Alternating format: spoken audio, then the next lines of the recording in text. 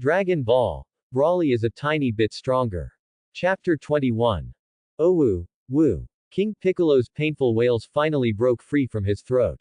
He quickly covered his severely injured nose with both hands, his body writhing in pain, tears streaming uncontrollably down his face, and green blood slowly seeping through his fingers. Master Roshi, who was beside him, was stunned, his face instantly turning deathly pale, his heart nearly leaping out of his throat.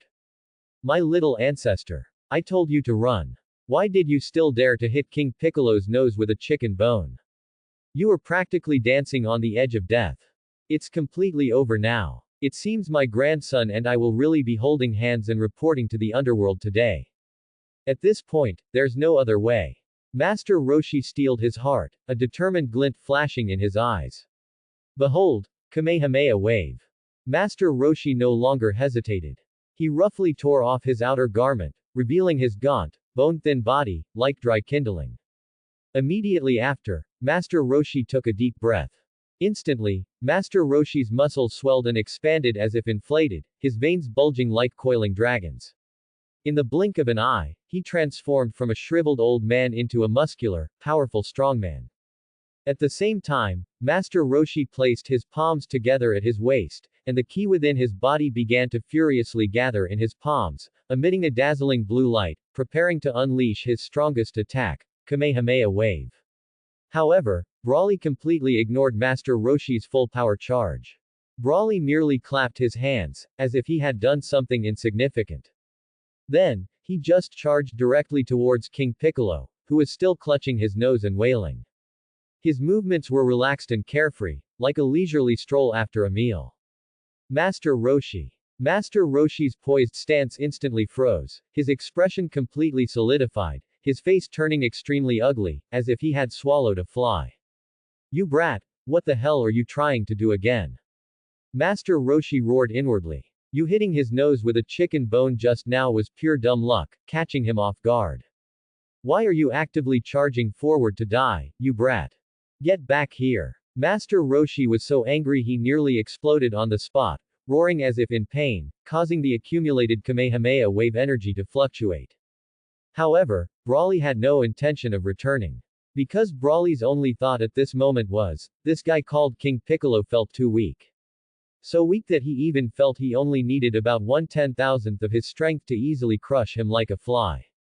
Let's try it. Trying doesn't cost anything anyway. If it doesn't work, then I'll use 2/10,000ths of my strength. Broly's speed was incredibly fast, surpassing the limits of everyone present's dynamic vision, leaving only a blurry afterimage. So fast that King Piccolo couldn't react at all, even if he hadn't been injured. One must know that Broly, who had grown up peacefully on Earth for over a decade, well-fed and content.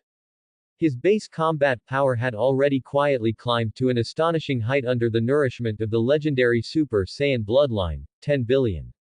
This was a number that would make Frieza and his father despair. And 1/10,000th of 10 billion combat power was still a whopping 1 million combat power. In contrast, King Piccolo at this time, even if he had regained his youth, his combat power was at most around 260 points. 260 combat power against 1 million, the gap between them could no longer be described as a world of difference, it was the difference between a microorganism and a star. In fact, if Broly hadn't been flung to Earth by Beerus, but instead landed on planet Vampa, with its harsh environment and scarce food, as originally planned, and was tormented daily by his father, Paragus, struggling to survive in hunger and anger, then, Broly's growth might have taken a different path, and his combat power might not have increased to such a terrifying extent. But even so, the Broly who grew up on planet Vampa in the original work could easily suppress Super Saiyan Blue Goku and Vegeta in his 40s. And the current Broly, who was pampered at Kame House on Earth and had an open mind, had his potential developed even more thoroughly. Although Broly never deliberately trained, the blood of the legendary Super Saiyan within him was autonomously and furiously boiling and evolving every single moment. This could be considered his second official battle after more than a decade. The first was a ki blast he spat out at Beerus the Destroyer God in space when he was an infant. At this moment, Broly had already rushed in front of King Piccolo like a phantom. King Piccolo hadn't even fully recovered from the excruciating pain in his nose, only seeing a tall shadow engulf him. The next moment, Brawly's hand, which looked slender but contained world-destroying power, had clamped down on King Piccolo's smooth green head like an iron vice. Then, Brawly, as if casually extinguishing a cigarette butt on the ground, gently and nonchalantly slammed King Piccolo's head onto the solid ground. PFF'd. A horrifying thud, a mix of bone shattering and flesh being crushed, echoed. And then, there was no then. Because King Piccolo's head, which had been so arrogant just moments ago, was now severely twisted, deformed, and caved in at an extremely unnatural, anti-human angle. Red and green liquids slowly oozed from his 7 orifices, a gruesome sight, making it clear he was beyond saving. Brawly himself felt a little awkward, his mouth twitching uncontrollably. He quickly let go, as if he had touched something dirty, and took a step back, a hint of innocence and bewilderment on his face. Why do I feel his head is even more fragile than a watermelon?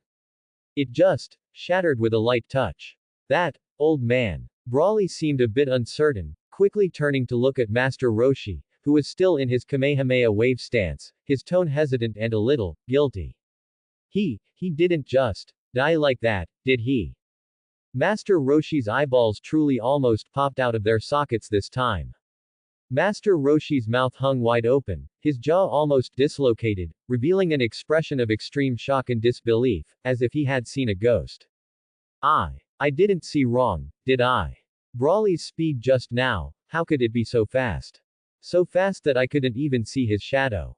Am I too old, and my eyes are failing me? And, that guy, is he really King Piccolo, who once plunged the world into darkness and required Master Mutaito to sacrifice his life to seal him? In my memory, he was indeed King Piccolo. But his head, why is it flattened like a tomato run over by a car? Brawly just pressed his head onto the ground and slammed it, that's all, just once. What's going on? Master Roshi's face was blank. He stumbled forward 2 steps as if sleepwalking, then leaned in closer to examine King Piccolo, who was now an unrecognizable mess on the ground. He even cautiously nudged King Piccolo's limp arm with his toe. King Piccolo lay sprawled on the ground, green blood mixed with bubbles continuously gushing from his mouth. Only some unconscious, tiny nerve twitches remained in his body. Master Roshi was truly bewildered. The scene before him completely overturned his understanding. Hey, are you really King Piccolo? Or, are you just an insignificant subordinate or a clone sent by King Piccolo? Master Roshi squatted down, asking the slightly twitching green body with immense uncertainty and a hint of absurd hope, as if wishing for a negative answer. Thud. The next moment, as if to answer Master Roshi's question, King Piccolo's twisted head suddenly flopped to the side, and his last shred of life completely vanished. He kicked the bucket. His hollow eyes were frozen with the terror and disbelief he felt in his dying moments. Hey, are you alright? King Piccolo. Don't play dead. Brawly also came over and gently nudged King Piccolo's waist with his toe. King Piccolo lay motionless on the ground like a true corpse, showing no reaction. Master Roshi's face turned pale again. This guy couldn't be fooling his death, could he? How could that be possible? He was pressed on the head by Brawly and just died so easily. Master Roshi couldn't help but recall when Brawly pressed his own head just now. Although it hurt and left a dent, he was still alive and kicking. King Piccolo was indeed dead. Completely, utterly dead. After all, the difference in their combat power was too vast. Even if Brawly used only 1/10,000th of his power, and subconsciously held back most of it midway. For King Piccolo, whose combat power was only around 260, it was no different from being hit head-on by a meteor.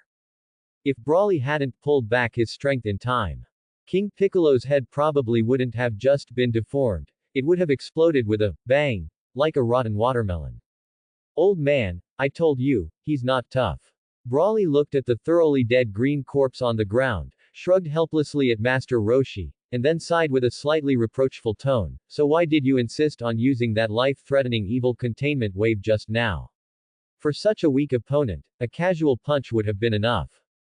Master Roshi opened his mouth but found his throat dry, he couldn't say a word. A brief moment of stupefaction. Master Roshi could only silently squat down, and with an extremely complex and absurd feeling, carefully re-examined King Piccolo's body. Heart stopped, breathing gone, energy fluctuations completely annihilated. He was indeed dead. As dead as could be. And his death was extremely gruesome. His head was severely deformed, as if it had been crushed by a 10,000-ton hydraulic press. This guy, is he really King Piccolo? Master Roshi's face broke out in a cold sweat, his eyes filled with extreme shock and bewilderment, as he began to seriously doubt his memory and judgment. Could it be that after hundreds of years, King Piccolo's power in the rice cooker had weakened? No, that's not right. Wasn't Krillin killed by his subordinate? I don't know. Brawly shook his head innocently. Haven't you met him before? Can't you recognize him? Hey, you guys in the spaceship up there. Master Roshi suddenly looked up, shouting with all his might at Pilaf's castle spaceship, which was still hovering at a low altitude nearby, trying to reduce its presence. Is this green guy just a clone or a subordinate impersonating King Piccolo? Aboard the spaceship, Pilaf, Mai, Shu, and King Piccolo's last remaining demon subordinate, Piano, were currently peering out the porthole, clearly seeing everything that was happening below. They were all terrified, their faces paler than the last, their bodies trembling like sieves. Lord King Piccolo, is he, dead? Emperor Pilaf stammered, his voice thin as a thread, filled with fear. Joking, right. How is that possible? Mai's face lost all color, her carefully applied makeup ruined by cold sweat. I didn't see wrong, did I? That kid, he only used one move. Shu was also sweating profusely, his tongue tied in knots. Piano was utterly speechless with fear, his green skin turning a deathly gray, immense terror gripping his heart. Lord King Piccolo, is dead. That invincible and great Lord King Piccolo, was so easily, swatted like a fly by an unknown kid. I must be dreaming. This is absolutely impossible. Something must be wrong. That's it. Quick. Get out of here. Now. Immediately. Piano suddenly snapped back to reality, letting out a shrill scream and giving his final command to the terrified Pilaf trio, his voice distorted by extreme fear. Why yes. Pilaf stumbled and scrambled towards the cockpit, his hands trembling as he tried to start the spaceship's engine. A humming sound arose, the spaceship began to turn, spewing exhaust, attempting to rapidly flee towards the distant horizon. They're trying to escape. There are still King Piccolo's remnants up there. Master Roshi's brows furrowed, his expression becoming serious again. He shouted sternly, we absolutely cannot let them get away, or there will be endless trouble. Kamehameha. However, before Master Roshi could gather enough ki again and unleash the Kamehameha wave. Brawly merely glanced at the fleeing spaceship, then looked at King Piccolo's limp corpse at his feet. The next moment, as if he had a brilliant idea, Brawly stepped forward, casually grabbed King Piccolo's wrist, and then, like tossing a bag of trash, he lightly flicked his arm, effortlessly throwing King Piccolo's corpse towards the spaceship in the air. Whoosh! Bang! King Piccolo's corpse arced through the air in a green parabola, like a cannonball fired from a barrel, hitting with devastating precision, directly smashing through the spaceship's fragile hull armor and violently impacting Piano, who was just about to hide. Boom! A violent explosion roared. The castle spaceship, meticulously crafted by Pilaf, couldn't withstand the impact of this terrifying power. It instantly disintegrated in midair, turning into a massive fireball and countless flying debris. Burning wreckage rained down from the sky. Master Roshi's momentarily gathered ki instantly dissipated. His eyeballs truly almost popped out of their sockets this time, and his jaw completely dropped to his feet. You directly used King Piccolo's corpse to smash the spaceship. Master Roshi felt his brain was unable to process the overly shocking and absurd scene before him. This move of yours, it's simply unparalleled. Because King Piccolo's corpse directly smashed into Piano, the terrifying impact instantly broke the poor Piano's bones, killing him on the spot, without even a single cry. As for Pilaf, Mai, and Shu, they were fortunately thrown from the wreckage by the spaceship's explosion shockwave, falling heavily onto an open space not far away. The three of them were covered in dust, their clothes tattered, and they huddled together, trembling with fear, unable to even cry. Master Roshi, enduring his physical weakness and mental shock, rushed over, appearing before the three terrified culprits, his face as grim as the sky before a storm. Seeing Master Roshi, the Pilaf trio reacted as if they had seen Yama, the king of hell, come for their lives. They immediately hugged each other tightly, tears and snot flowing, kowtowing like pounding garlic. It was you three, who released King Piccolo from the sealed rice cooker, wasn't it? Master Roshi's voice was cold, like a biting wind, carrying an undeniable authority. This. I want to say it was just an accident, a huge misunderstanding. Do you believe me? King Pilaf stammered in reply, his voice choked with tears, his will to survive stronger than ever. Sorry. We were wrong. We'll never dare again. Please spare us. Mai and Shu also kowtowed incessantly, their foreheads turning red. Where did you find the rice cooker that sealed King Piccolo? Master Roshi continued to press, his face still cold. He needed to confirm some details. That, we accidentally found it in the sea while snorkeling before. Pilaf said, bracing himself and stammering. He really is King Piccolo. Master Roshi was still a bit confused, pointing at the twisted green corpse in the distance, unable to resist confirming again. I don't know. Should be, right. Pilaf shook his head blankly, then nodded in fear, completely bewildered. Have you seen Goku? At this moment, Brawly also slowly walked over, kindly describing his features. He's a short, somewhat goofy kid with a stick, wearing orange clothes. He. Mai's speech became even more stuttered upon hearing the description of Son Goku, her eyes flickering, not daring to look directly at Brawly and Master Roshi. What happened to him? Master Roshi's heart sank, an ominous premonition rising within him, and he hurriedly pressed in a sharp voice. If I said, he was killed by King Piccolo, you wouldn't get furious and kill us immediately, would you? Pilaf stammered, his voice tearful, almost shouting the words with his eyes closed. What did you say? Master Roshi's face instantly turned extremely grim, like ashes, his body swayed, and he said in a deep voice, Goku, he still died. Although he had been mentally prepared, hearing the confirmation still caused Master Roshi a heart-wrenching sorrow. It's all right, old man, haven't we gathered all the Dragon Balls? Brawly, seeing Master Roshi's eyes instantly dim, uncharacteristically offered comfort, his tone calm, just use the Dragon Balls to revive him. You're right. Master Roshi, reminded by Brawly, suddenly remembered this last hope, nodded gently, and his taut heartstrings relaxed slightly. But the grief of losing his beloved disciple remained heavy. What about these three? Brawly turned his gaze to the trembling Pilaf trio on the ground, his eyes indifferent, as if looking at three ants, and casually asked, should we just crush them to eliminate future troubles? Master Roshi. Master Roshi looked at Brawly with some surprise, suddenly feeling that this kid usually seemed harmless, doing nothing but eating and sleeping. He never expected that when dealing with enemies, his personality would be so decisive, even ruthless. Was the battle he just fought awakening the dormant fighting instinct within him? No. Don't. Spare us. We'll never dare again. We promise to turn over a new leaf and be good people.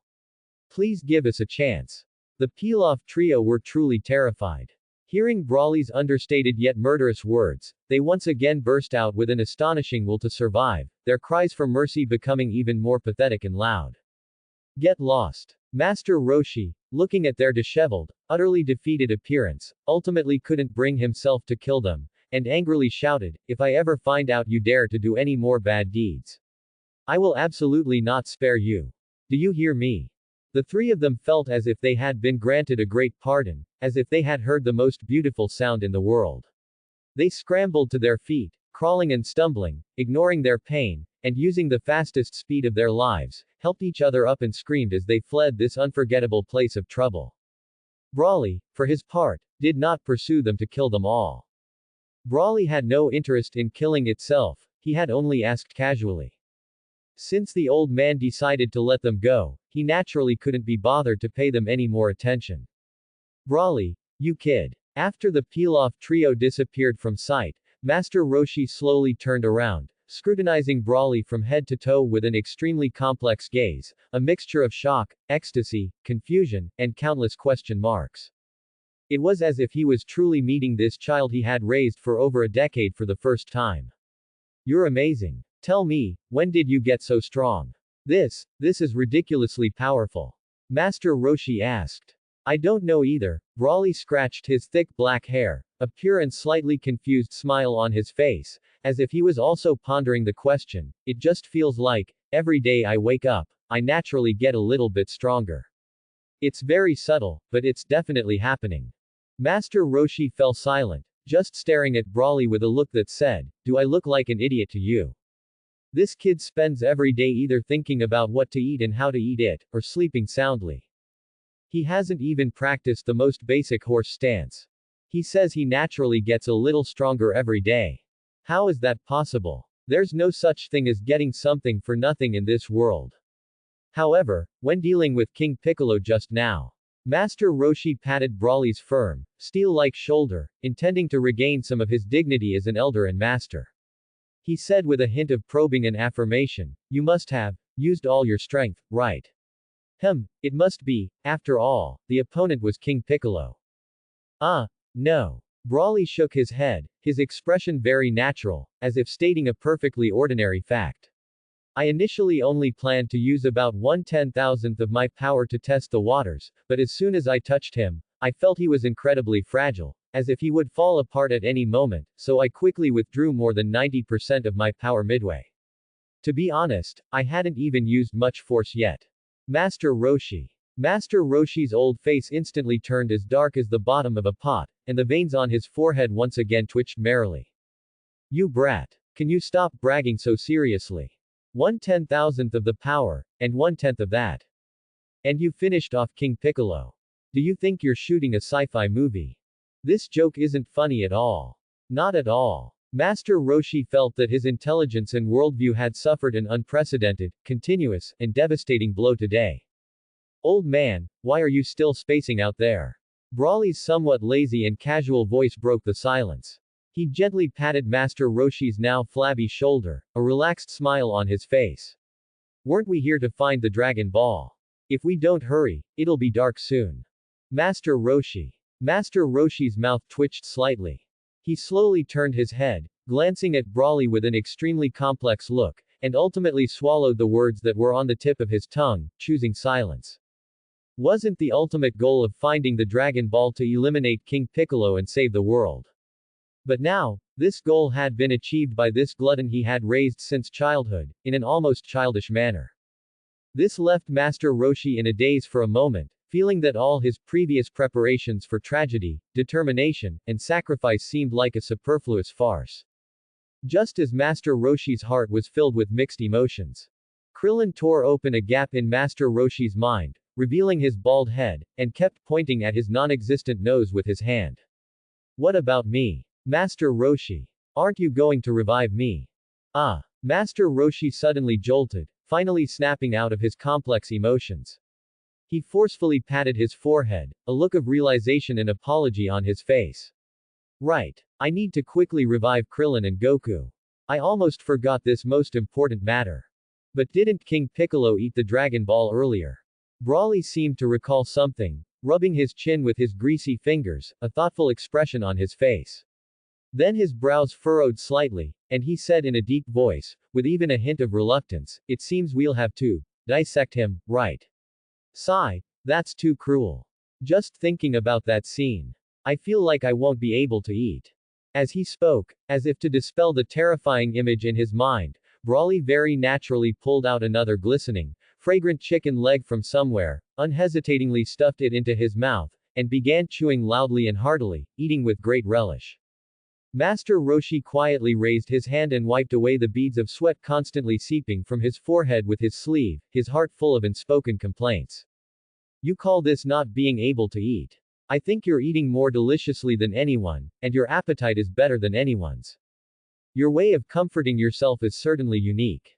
Forget it, I'll do this dirty and tiring work. Master Roshi glared at Brawley in exasperation. Seeing him eating with oil all over his mouth, He shook his head helplessly and prepared to walk towards King Piccolo's corpse to perform the cruel dissection. Boom. However, just as Master Roshi took his first step, a deafening roar suddenly came from afar. It was like a thunderclap on flat ground, shaking the very earth. A powerful energy suddenly erupted in the direction where King Piccolo's corpse had fallen, causing a violent explosion. The strong shockwave generated by the explosion, like an invisible giant wave, stirred up sand and dust from the ground and roared towards Brawly and Master Roshi's location. Watch out! Master Roshi's face changed drastically. Almost out of an elder's instinct to protect a junior, he unhesitatingly took a swift step forward, using his aged but still broad back to suddenly block in front of Brawly, crossing his arms over his chest, ready to withstand the sudden attack. However, snap! A strong, powerful hand, arriving later but acting faster, gripped the collar of Master Roshi's neck like an iron clamp, easily pulling him from the front to behind himself. It was Brawly. Brawly even still held the unfinished chicken leg in his other hand. Facing the surging shockwave, Brawly didn't even change his posture. He just stood there casually, using his chest and body, like an ancient, unchanging reef on the coast, effortlessly enduring the impact of the shockwave. The strong wind blew Brawly's thick black hair backward, and his clothes flapped loudly. But the ground beneath Brawly's feet remained unmoved, and even his chewing didn't pause in the slightest. Master Roshi stumbled as Brawly pulled him. After regaining his balance, Master Roshi looked at Brawly's mountain-like stable back, then slapped his forehead, suddenly realizing and a blush of self-mockery appearing on his old face. I'm really getting senile. This kid can casually crush King Piccolo, what's a little explosion aftershock to him? I actually thought of protecting him. I was worrying for nothing, showing off for nothing. What's going on? Brawly gnawed the remaining chicken meat clean in a few bites, casually tossed the bone aside, and blinked somewhat bewilderedly, looking towards the direction of the explosion, a hint of curiosity on his face. That's King Piccolo's direction. Could it be, that guy isn't completely dead? Or, did he leave some contingency? Master Roshi was startled, his expression immediately turning grave again, his eyes filled with vigilance and worry. After all, King Piccolo had left too deep a psychological shadow on Master Roshi. That's great. I wasn't even satisfied with the fight just now, it felt like he ended before he even started. Hearing this, Brawly wasn't scared at all. Instead, he immediately became interested, his eyes lit up, and he excitedly rubbed his greasy hands, looking eager to try. Master Roshi's mouth twitched, and he fell completely silent, only able to mourn King Piccolo silently in his heart for a second. Brawly and Master Roshi no longer delayed. With a movement of their bodies, they swiftly headed towards the area where the explosion had just occurred. What greeted their eyes was a small, charred crater, surrounded by more fragmented, burnt green flesh and tissue debris. A strange smell of burnt protein permeated the air. At the edge of the crater, two orange orbs with star patterns lay quietly, strikingly conspicuous against the charred earth. They were precisely the two Dragon Balls swallowed by King Piccolo. Does this guy explode after he dies? What kind of strange setting is that? Brawly scratched his head, utterly perplexed as he looked at the fragments on the ground. I don't know, who can explain anything about demons? Master Roshi also shook his head, his wrinkled face filled with confusion and bewilderment. However, Master Roshi quickly cast these thoughts aside. The most important thing now was the Dragon Balls. Master Roshi immediately walked forward carefully, bent down, and picked up the two intact Dragon Balls. He meticulously wiped off the dust clinging to them, a relieved and gratified smile appearing on his face. Good, the Dragon Balls weren't destroyed. What a stroke of luck. Now Goku and Krillin can be revived. At least it wasn't a wasted trip, Brawly nodded. Brawly didn't really care about who was revived, as long as it didn't affect his eating and sleeping. The two then returned to the location where the other 5 Dragon Balls had been buried. Master Roshi nimbly dug away the soft soil, unearthing the remaining 5 Dragon Balls one by one. The 7 Dragon Balls were finally reunited, their internal stars glowing faintly in the dimming twilight. Brawly, go call Xiaosu and Tian Shinhan over. Master Roshi arranged the 7 Dragon Balls on the ground and called out to Brawly, who stood by his side. Brawly didn't object. He turned his head towards a large rock nearby that could serve as cover and called out in his unique, not too loud but very penetrating voice, Xiaosu, come out, it's all right now, it's safe. Xiaosu. After a brief silence, Xiaosu's small white figure slowly and hesitantly floated out from behind the rock. Xiaosu floated in the air, his large eyes filled with lingering shock and unconcealed fear, cautiously and distantly observing Brawly as if he were a prehistoric beast. The scene of Brawly slaughtering King Piccolo and then smashing his spaceship with the corpse had truly left an indelible shadow on Xiaosu's young mind. King Piccolo, that terrifying demon, just died like that. Just like that, Brawly effortlessly killed him as if playing a game. Brawly, who exactly is he? How can he be so powerful? Where's Tian Xinhan? Is he alright? Brawly seemed not to notice Xiaosu's fearful gaze, or perhaps simply didn't care, and asked casually. Ah, well. Master Roshi, hearing this, scratched his bald head a little awkwardly, a sheepish, apologetic smile on his face. He explained with a grin, I used a bit of specially formulated strong sedative on Tian Xinhan earlier to prevent him from acting too impulsively if he saw King Piccolo. He should still be sleeping back there now. Ah. Right. Brother Tian. Xiaosu suddenly snapped out of his fear of Brawly, remembering his unconscious companion. He quickly responded and hurried to float behind the rock where Tian Xinhan was. Soon, Xiaosu saw Tian Xinhan still lying sprawled on the ground, deeply asleep. Tian Xinhan's face was rosy, and his breathing was even, clearly indicating he was sound asleep. Brother Tian, wake up, wake up. Xiaosu landed beside Tian Xinhan, extended his small hand, and gently patted his somewhat resolute cheek. Ah! Tian Xinhan frowned, letting out an unconscious groan. His eyelids trembled with difficulty a few times before he slowly awoke. All three of Tian Xinhan's eyes held the confusion and haziness of just waking up. He looked at Xiaosu, who was close by, with a blank expression, and several visible question marks popped up on his face. Xiaosu. What happened to me? My head feels so heavy. Tian Xinhan shook his still groggy head, suddenly recalling what happened before he passed out. His face abruptly changed, and he quickly looked around cautiously, asking urgently in a lowered voice, what happened? Where's King Piccolo? Did Master Roshi succeed? King Piccolo, he might be dead. Xiaosu's mouth twitched slightly, and he replied in an uncertain tone. After all, his death was a bit too outrageous. Dead. Tian Xinhan was first a little stunned, his brain seemingly slow to function due to the sedative's effects. But then he immediately understood, as he thought, and a look of admiration and relief appeared on his face. Was he sealed by Master Roshi using the evil containment wave? As expected of the god of martial arts, truly amazing. He saved the day at the last moment. No. Not sealed. Xiaosu quickly shook his head, a more strained smile appearing on his small face as he struggled to explain, he was killed, directly killed. Dead. Killed. Tian Xinhan paused, then again showed a look of, I knew it, marveling and sighing with emotion, Master Roshi truly keeps his power hidden. Incredible. It seems that during the World Martial Arts Tournament, when he fought me, he deliberately held back. He probably didn't even use 10% of his strength. His magnanimity and care for the younger generation are truly admirable. It's not like that. Brother Tian, you've misunderstood.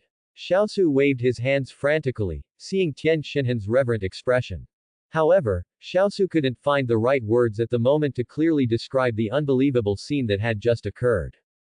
Oh, I remember. Tian Xinhan suddenly slapped his head, his brows furrowed, a look of confusion and slight displeasure on his face. Just before I fell into a deep sleep, I vaguely remember seeing that Brawly kid. He suddenly rushed out and smashed Master Roshi's head into the ground. What in the world was that kid doing? Did King Piccolo control him? Or did he betray us at the last minute? This matter was like a thorn, leaving Tian Xinhan utterly bewildered.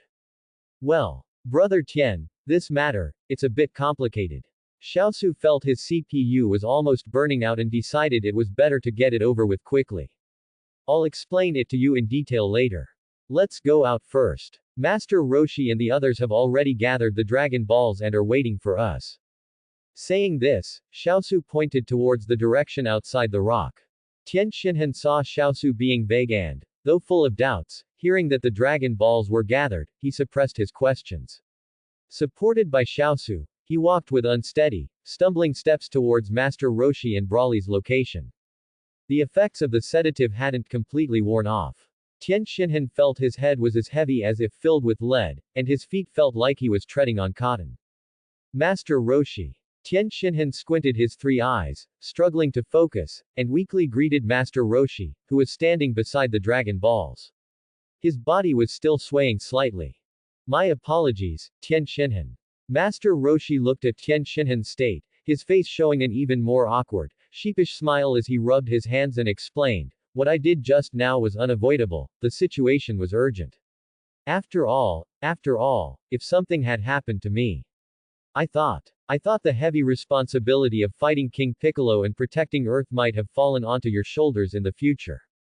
Master Roshi spoke with deep sincerity, carrying the implication of entrusting a vital mission. Tian Xinhan's 3 eyes instantly widened into perfect circles, and countless question marks seemed to pop up above his head. What do you mean by, I thought? Why am I getting more confused the more I listen? Didn't you already kill King Piccolo? Why are you talking as if you almost sacrificed yourself? Fortunately, everything is fine now. It was a false alarm, and the Dragon Balls have been gathered. Master Roshi seemed reluctant to dwell on the issue, quickly pointing to the 7 faintly glowing Dragon Balls on the ground, changing the subject. King Piccolo, is he truly dead? Are you sure he won't be resurrected or have some sort of clone? Tian Xinhan was still uneasy, forcing himself to stay alert as he asked seriously again. He's absolutely dead. Even his body exploded, so you can rest completely assured. Master Roshi nodded forcefully, his tone certain, while simultaneously gesturing with his eyes toward the small, still smoking crater in the distance. That's good, then I can rest easy. Upon hearing Master Roshi's certain reply, Tian Xinhan's constantly tense nerves finally relaxed completely. However, the sudden rush of relaxation combined with the residual effects of the sleeping gas still in his system made Tian Xinhan feel utterly dizzy.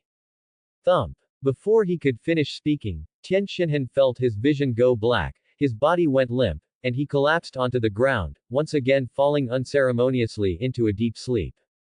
Ah, youth is wonderful. To fall asleep the moment your head hits the ground, truly enviable. Master Roshi stroked his beard as he looked at Tian Xinhan, who had instantly drifted off, and let out a heartfelt sigh of admiration. Xiaosu floated nearby, looking at Brother Tian, who had fallen asleep again, and then at the benevolent-looking Master Roshi expressing his admiration, his heart filled with silent, choking complaints. Master Roshi. Brother Tian falling asleep instantly, wasn't the fundamental reason that you knocked him out with powerful sleeping gas. What does that have to do with youth? Aren't you expressing this sentiment in the wrong context? Alright, let's make a wish to Shenron first to resurrect Goku and Krillin. Master Roshi suppressed his smile, his expression becoming serious, as he suggested this to Broly and Xiaosu. Oh okay. Xiaosu quickly nodded, cautiously glancing at Broly, who had started looking around aimlessly out of boredom, and subconsciously, quietly put what he believed was a safe distance between them. This person, he looks harmless and has a gentle expression. Sometimes he even seems a bit dull, but his attacks are incredibly fierce and ruthless. Not only did he effortlessly annihilate King Piccolo as if crushing an ant. He could even use King Piccolo's corpse as a weapon to smash a spaceship without batting an eye. You must be the real demon, right? Hey, old man. Broly seemed to remember something, turning his head and casually asking a question that broke the slightly serious atmosphere. I remember Shenron can only grant one wish, right? We have 2 people to resurrect now. Who should we bring back first? Should we flip a coin? Resurrect everyone killed by King Piccolo and his subordinates, excluding the bad guys. We can try making this wish to Shenron. Master Roshi cupped his chin, pondering for a moment. It seemed he had considered this issue long ago, and he slowly voiced his idea. You can do that. Resurrecting them all at once. Broly was slightly taken aback, a hint of surprise appearing on his face. Let's try. It's better than only resurrecting one person. Master Roshi sighed, a glimmer of hope flashing in his eyes. If this wish doesn't work, we'll just have to wait a year and resurrect either Goku or Krillin then. Having said that, Master Roshi hesitated no longer. He took a deep breath, straightened his back, and faced the 7 gathered Dragon Balls on the ground with a solemn expression. In a clear and booming voice, he shouted toward the sky, "Come forth, Shenron. Grant our wishes." Flash. Following Master Roshi's call, the 7 Dragon Balls seemed instantly infused with life, suddenly bursting forth with an incredibly dazzling golden light. That light was like 7 tiny suns, illuminating the surrounding dim environment as bright as day. In the blink of an eye, the sky, which had still held traces of twilight, was instantly enveloped by darkness as thick as ink, as if a gigantic black cloth had covered the heavens. Immediately afterward, the golden flames of light erupting from the 7 Dragon Balls converged into a thick beam of light, shooting up into the sky, appearing exceptionally dazzling and sacred against the pitch-black night. Flash. High in the sky, the golden pillar of light suddenly transformed and expanded, morphing into an immense, lifelike azure Shenron. Shenron coiled and circled in the night sky, its massive body taking up nearly half the heavens. Its red eyes were like 2 huge searchlights, looking down upon the earth, radiating incomparable majesty. Its tail remained connected to the 7 Dragon Balls below, which served as its source of energy. Gatherer of the Dragon Balls, speak your wish. Shenron's deep and vast voice, sounding as if it came from the primeval wilderness, rang out loudly across the high and wide night sky, clearly reaching the ears of every person on the ground. I can grant any one wish for you. Is Goku still alive? Just at this solemn moment, Broly seemed to suddenly think of a trivial question. He tilted his head and casually asked Shenron in the sky. Master Roshi froze, then violently turned his head to look at Broly, his aged face displaying an expression of shock and exasperated amusement. He nearly choked. This kid. Why ask a question like that at such a critical moment? Is this question your wish? Shenron's massive red eyes turned toward Broly, its voice still majestic and devoid of emotion. No, no. Of course not. Master Roshi panicked, afraid Shenron would misunderstand. He hurriedly swung his hands vigorously, shaking his head like a rattled drum, denying it repeatedly. I was just asking casually, don't worry about it. Broly gave Shenron a harmless smile, waved his hand, and signaled for it to continue. State your wish. Shenron turned its gaze back to Master Roshi, its voice regaining its previous solemnity. Do not ask questions that should not be asked. Yes, yes, yes. Master Roshi quickly responded respectfully, then cleared his throat, looked up, and clearly and loudly spoke the wish he had already prepared. Shenron. Please revive all innocent people killed by King Piccolo and his subordinates. Excluding the wicked. This wish is simple. Shenron's massive head nodded slightly, and a flash of lightning-like light suddenly flickered in its red eyes. An invisible and vast divine power spread out rapidly from Shenron like ripples, covering the entire earth. After a moment of silence, Shenron spoke again. Your wish has been granted. Now, farewell. As soon as its voice fell, Shenron's colossal green body began to gradually become transparent and dissipate in the air, finally transforming into countless golden specks of light that merged into the night sky. Whoosh whoosh whoosh. And the 7 Dragon Balls on the ground also seemed to lose all their power, first becoming dull and lusterless like gray stones, then flying up into the sky together, shooting off in different directions across the world like fireworks, disappearing into the vast night in the blink of an eye. The darkness shrouding the sky quickly receded, returning to the previous twilight scene. That's great. That's great. This way, Goku and Krillin can both be revived. Master Roshi gazed in the direction where the Dragon Balls disappeared, reluctant to look away for a long time. Finally, he let out a long sigh of relief, his tense shoulders finally relaxing, and a relieved smile appearing on his face. Now that everything is done, can we finally go home? I'm a little hungry again. Broly rubbed his stomach with a smile, proposing to go home. For Broly, saving the world was far less important than going home to eat. Let's go home. I'll make you delicious food when we get back. Master Roshi was in a great mood, nodding vigorously, his face filled with ease and joy. However, when Master Roshi's gaze fell on Broly again, a faint, almost imperceptible glint flashed in his eyes. Master Roshi stroked his beard, and with a mix of anticipation and an undeniable tone, he mused, Broly, when we get back, you must remember to train diligently with me. You can't just eat, drink, and sleep all day like before. With your astonishing talent, I believe that under my careful guidance and training, you will definitely become a truly outstanding martial artist. Brawly. The smile on Brawly's face instantly froze, replaced by a clear expression of disdain and resistance, his head shaking like a rattle. What? Do you have a problem? Master Roshi raised an eyebrow at Brawly's reaction, deliberately putting on a stern face as he asked. Old man, I think I'm strong enough already. I didn't even break a sweat fighting King Piccolo. Brawly pouted, retorting self-righteously, then his expression shifted to one of longing. Training is so tiring, and it's boring and dull. How can it compare to eating well, sleeping well, and doing whatever you want every day? That's what life is all about. Master Roshi looked at Brawly's lazy demeanor, huffing and puffing with anger, but in the end, he could only shake his head helplessly and sigh, forget it, let's go home first. You unmotivated brat. Master Roshi knew that getting Brawly, who had no interest in anything but eating and sleeping, to actively train would definitely require a long and gradual process of guidance. It couldn't be rushed. This kid can defeat King Piccolo so effortlessly, his strength has probably reached a realm I can't imagine. Suddenly, a thought flashed in Master Roshi's mind. Master Roshi abruptly stopped, almost letting Tien Shinhan slide off his shoulder, and quickly fumbled to steady him. Right. How could I forget him? A bold idea sprouted in Master Roshi's heart. Should I find a way to let Brawly train with Kami? This thought made Master Roshi's heart pound. Perhaps I can send Brawly to Korin first. Through Korin, there should be a way to contact Kami, right? But then, a hint of doubt arose in his mind. I wonder if Brawly, this kid, is qualified to see Kami. Will Kami approve of his lazy personality?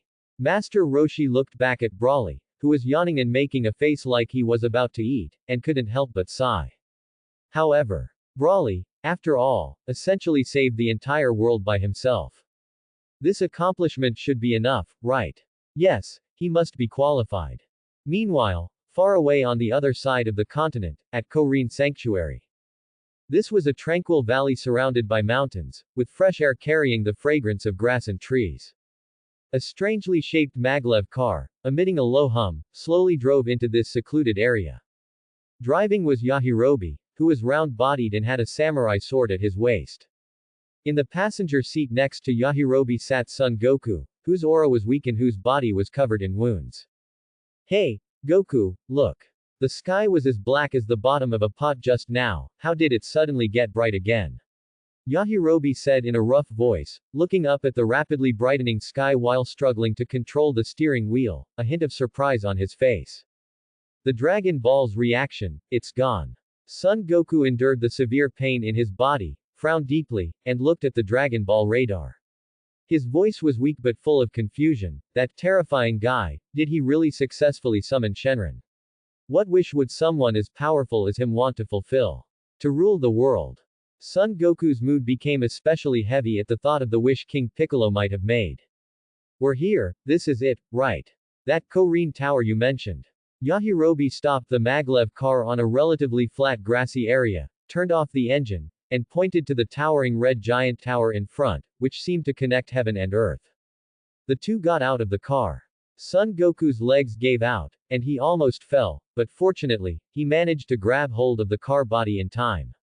Looking up at the familiar giant tower, Son Goku's face showed a nostalgic smile, though it was somewhat distorted by pain. It reminds me of old times. Brother Goku. As soon as his voice fell, a surprised, childish shout came from the direction of the nearby domed hut. Little Upa rushed out of the room like a gust of wind, his face beaming with innocent excitement and joy, and quickly ran in front of Son Goku. Hello, Upa, you've grown so fast, you're almost taller than me. Son Goku endured the pain, forced a smile, and stretched out his uninjured hand to affectionately ruffle Upa's head. Dad! Dad! Goku brother is here. Upa excitedly turned his head and shouted towards the direction of the small house. Oh! It's Goku. Upa's father, Bora, a man as burly and strong as a small mountain, walked out of the house upon hearing the shout. When Bora saw Son Goku, covered in injuries and barely able to stand, a look of surprise and concern immediately appeared on his bronze face. He asked in a booming voice, "What happened to you, child?" You look like you've suffered serious injuries. Who beat you up like this? I was thoroughly beaten by a very powerful villain. Son Goku gave a dry laugh, scratching his head awkwardly, which pulled at his rib injuries and made him grimace in pain. Is that so? To injure a child like you so badly, it seems that fellow is unusually strong.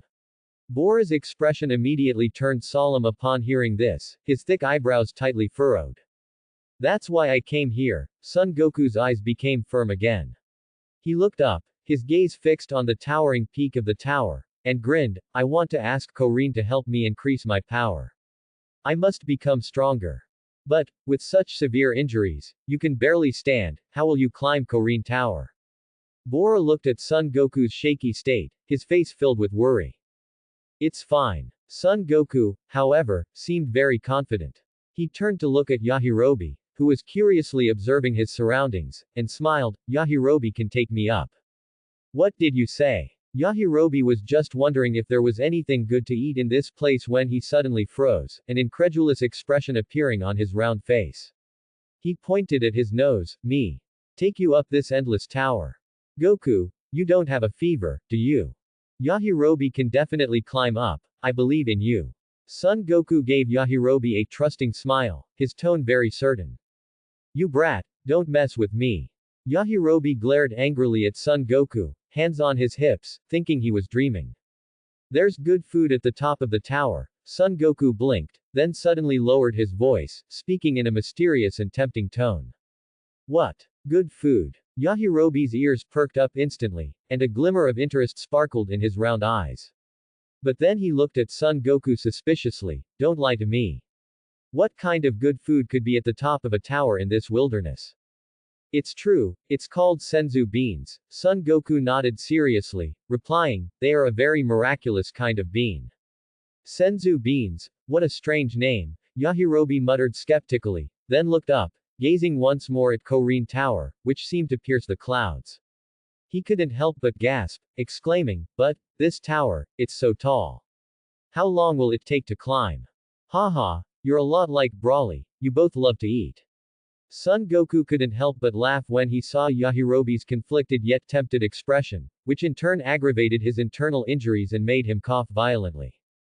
Next, with Bora's help, Yajirobe very reluctantly and grumblingly carried Son Goku on his back. Bora used his immense strength to toss them upwards for a certain distance, saving them a lot of initial energy. Then, Yajirobe began his long and arduous climbing journey. Yajirobe gritted his teeth, using all four limbs, moving with difficulty up the smooth, steep tower wall like an agile, chubby ball. Sweat quickly soaked his clothes, and his heavy breathing was exceptionally clear in the silent high altitude. He didn't know exactly how long he had been climbing, it felt like a century had passed. Yajirobe felt like his arms and legs were no longer his own. Just as Yajirobe was about to give up and curse Son Goku for being a liar, the outline of the tower's summit platform finally appeared before his eyes. Hey! Goku! Is that it? Is that the top of the tower? Yajirobe used his last ounce of strength, his voice hoarse with excitement, shouting with the joy of relief. Who? Yajirobe's response was the steady, deep breathing coming from his back. Son Goku, at some point, had fallen asleep on his broad back due to his injuries and exhaustion. You scoundrel! You're certainly taking it easy. I'm exhausting myself carrying you up this tower, and you're asleep. Wake up. We're at the top of the tower. Yajirobe was instantly furious, feeling like he had been treated as a free laborer and a mobile bed. He was so angry he wanted to throw the guy off his back. Finally, Yajirobe, grumbling and using his last bit of strength, abruptly flipped over, causing him and Son Goku to fall heavily onto the flat floor of Korin Tower's summit. Yajirobe lay sprawled on the ground, gasping for air, his chest heaving violently. He felt like his lungs were about to explode and didn't want to move a single finger. Thank you, Yajirobe, you worked hard. Son Goku was startled awake by the fall. He rubbed his sleepy eyes and, seeing Yajirobe limp on the ground, quickly thanked him sincerely. Anyone who can carry Goku up this tower must be a remarkable fellow. An old and kind voice came from nearby. It was Korin, a white cat holding a wooden staff and capable of human speech, smiling at them with an appreciative expression on his face. Korin, long time no see.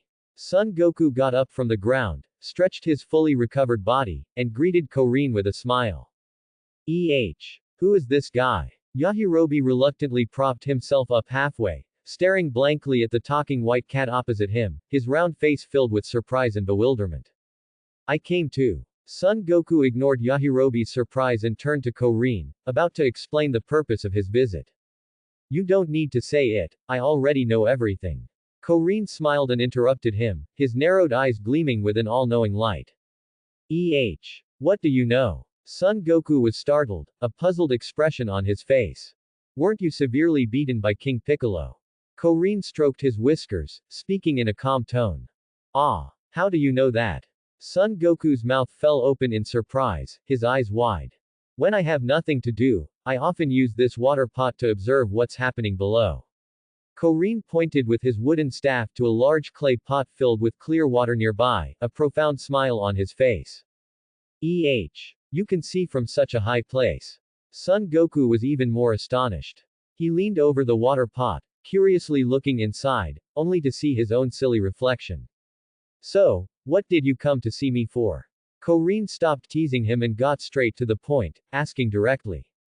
When the serious matter was brought up, Son Goku's expression immediately turned solemn. He clenched his fists, his eyes burning with resolute fire, and he earnestly said to Korin, that guy named King Piccolo is a villain. He killed many innocent people, even Krillin. Please help me train my martial arts. I must defeat him. To avenge Krillin and everyone. Upon hearing this, Korin did not immediately answer, but fell into a brief silence. Then, Korin quietly looked at Son Goku, his cat-like face showing no expression, seemingly weighing something. Several seconds passed, and just as Son Goku was getting impatient and about to speak again, Korin slowly said, wait a moment, let's restore your stamina first. Saying this, Korin turned and picked up an ancient clay pot nearby, took out a jade green bean from it, and casually tossed it to Son Goku. Son Goku agilely caught it, looked at it in front of his eyes, and was slightly startled. Isn't this a senzu bean? Senzu bean. Yajirobe, who was beside him, heard the name and was first stunned, then recalled that Goku had used this to trick him into climbing the tower before. Instantly, he became furious and roared, so this is a senzu bean. You scoundrel, what kind of delicious thing is this? It looks like an ordinary broken bean. With that, Yajirobe angrily walked forward, pulling at the clay pot to look inside. He saw that it was completely filled with these green beans. Yajirobe became even angrier, feeling that he had been greatly deceived. Just for these broken beans. You made me exhausted, almost falling from the tower and dying. Yajirobe grew angrier as he spoke, as if venting all the grievances of climbing the tower.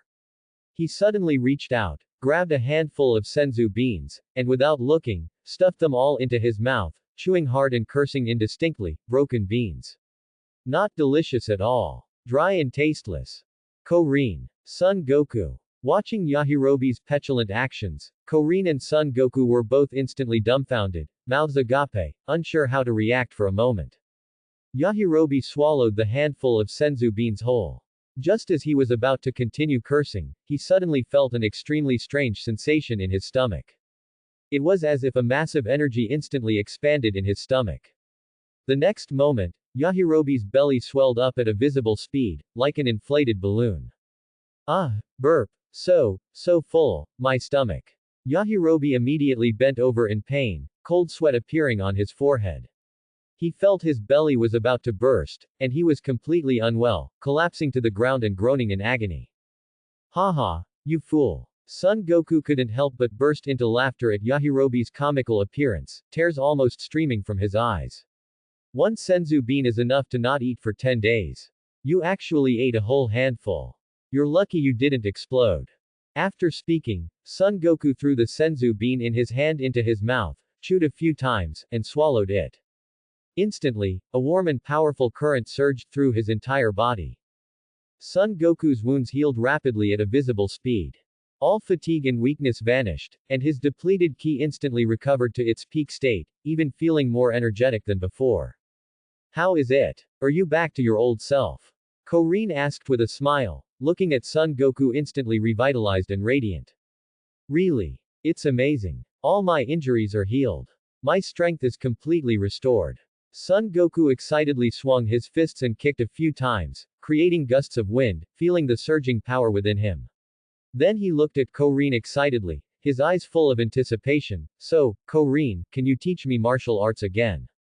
Just like last time. I'm afraid not, Goku. Korin gently shook his head, a hint of shame and emotion on his face. I have nothing left to teach you. To my shame, your abilities have already surpassed mine. Ah. Son Goku's smile instantly froze, revealing an expression of disappointment and bewilderment. Then, what should I do? Is there no way to deal with King Piccolo? You don't need to worry about that, Korin said calmly, comforting Son Goku who looked anxious. King Piccolo is already dead. Dead. Son Goku was struck as if by lightning, completely stunned. His eyes widened, his mouth agape enough to fit an egg, hardly believing his ears. He couldn't help but press, how did he die? Who defeated him? He was killed by Brawly, Korin replied truthfully, a hint of indescribable complex emotion on his cat-like face. Brawly. Son Goku was taken aback, his brain seemingly short-circuiting from the unexpected name. He blinked, momentarily unable to react. Which Brawly? The one you know, the Brawly who lives at Kame House, Korin confirmed. Son Goku was stunned again. Indeed, Brawly held his head and flattened it, and then he died. Korin's mouth twitched slightly, and he said with emotion. This boy named Brawly is truly unbelievably powerful. Fortunately, King Piccolo had already conceived new life before that, as a continuation, otherwise, that old guy in the sky would also disappear, and then Shenron would no longer appear. Fortunately, after King Piccolo died, the egg inside his body flew out and left, but this also caused King Piccolo's body to explode, which saved the trouble of dissection. Who is Brawly? Yajirobe, who had just recovered a bit from the pain of being bloated, was also stunned by this conversation. He struggled to sit up, looking at Korin and Son Goku in shock. He can even kill King Piccolo, who beat you up so badly, Goku. How strong is this guy? Brawly. Brawly killed King Piccolo. Son Goku still looked incredulous, scratching his head hard, his voice full of confusion, but, doesn't Brawly not fight? I've never seen him train. When he was at Kame House, all he did was eat and sleep. That is the truth, Korin sighed softly, his expression becoming serious as he pondered. Although he didn't deliberately unleash his aura, the fleeting powerful energy fluctuation I sensed at the moment he destroyed King Piccolo. It definitely far surpassed yours, Goku. He surpassed me. Son Goku's eyes widened, his face filled with extreme shock and disbelief, as he muttered, Brawly, is he really that strong? I spent so much time with him, I never noticed. He's hidden it too well. It's not just you who didn't notice, Korin shook his head slightly, revealing a meaningful smile. Even Master Roshi, who lives with him every day, didn't sense anything. This kid is not simple. Then the sky suddenly turned dark earlier. Did someone summon Shenron? Son Goku remembered the strange phenomenon in the sky and quickly asked. Exactly, Korin confirmed with a nod. It was Brawly and Master Roshi who summoned Shenron and wished for the revival of all innocent people killed by King Piccolo and his subordinates. Krillin also came back to life. So, you can go back with peace of mind. Brawly and Master Roshi are now preparing to return to Kame House. That's great. Krillin is alive. That's wonderful. Hearing this definite news, Son Goku excitedly jumped up, a brilliant smile spreading across his face. All his worries and gloom vanished as he impatiently turned to jump off the tower. I'm going back right now. You haven't told me who Brawly is yet. Yajirobe exclaimed, grabbing Son Goku's arm, his round face full of curiosity and dissatisfaction. From what you're saying, you seem to know him well. You even said I was quite similar to him earlier. What kind of person is he exactly? Brawly. Son Goku stopped and briefly explained, he's a child Master Roshi found many years ago and raised. Krillin and I spent a long time with Brawly when we went to Grandpa's place to train. You just said he doesn't train. Yajirobe caught the key point and pressed on. He usually just eats and sleeps, he really hasn't trained. Son Goku nodded affirmatively, recalling, Grandpa tried to get him to train several times, but he always found excuses to refuse, either saying he was sleepy or hungry. Just eating and sleeping, that part is indeed very much like me. Yajirobe couldn't help but grin, revealing 2 rows of white teeth, very satisfied with Son Goku's description, even feeling a bit proud. So, that guy named Broly also looks a lot like me. Is he also a flexible fatty? Not really. Son Goku looked Yajirobe's round figure up and down, shaking his head decisively. Then, as if remembering something, he whispered, Broly, he's quite tall, and I feel like girls really like him. Bulma even complimented him on being handsome the first time she saw him. What do you mean, kid? Yajirobe's face instantly darkened, feeling an invisible critical hit. He indignantly puffed out his belly. As if girls don't like me, Yajirobe. This is affluence. It's a sign of good fortune. Alright, let's not talk about this anymore. I really need to go back. Son Goku was eager to return home. After saying this, he intended to jump off the tower immediately. Wait a moment, Goku. Korin saw this and immediately called out to him, his tone becoming somewhat serious. Is there something else, Korin? Son Goku stopped, turning back with a puzzled expression. He wants to see you. Korin sighed, looking deeply at Son Goku, his narrowed eyes seeming to hold some profound meaning. See me? Who wants to see me? Son Goku was startled, a blank expression appearing on his face. Kami. Korin raised the wooden staff in his hand, pointing towards the higher, distant blue sky above the tower. Kami. Son Goku became even more confused, looking up at the sky, then at Korin, completely not understanding what he meant. Indeed, he just sent me a telepathic message. Korin smiled and nodded, his tone carrying a hint of solemnity and encouragement. Don't you want to become stronger? Training with Kami will make you several times stronger than you are now. Really? Can I really meet Kami? Son Goku was first stunned by Korin's words, then his face showed a mixture of surprise and ecstasy, his eyes wide and sparkling with excitement. Perhaps, after training with Kami for some time, your strength will advance by leaps and bounds, and you might even surpass that hidden Broly. Korin looked at Son Goku's determined expression, smiling as he stroked his whiskers, speaking in an encouraging tone.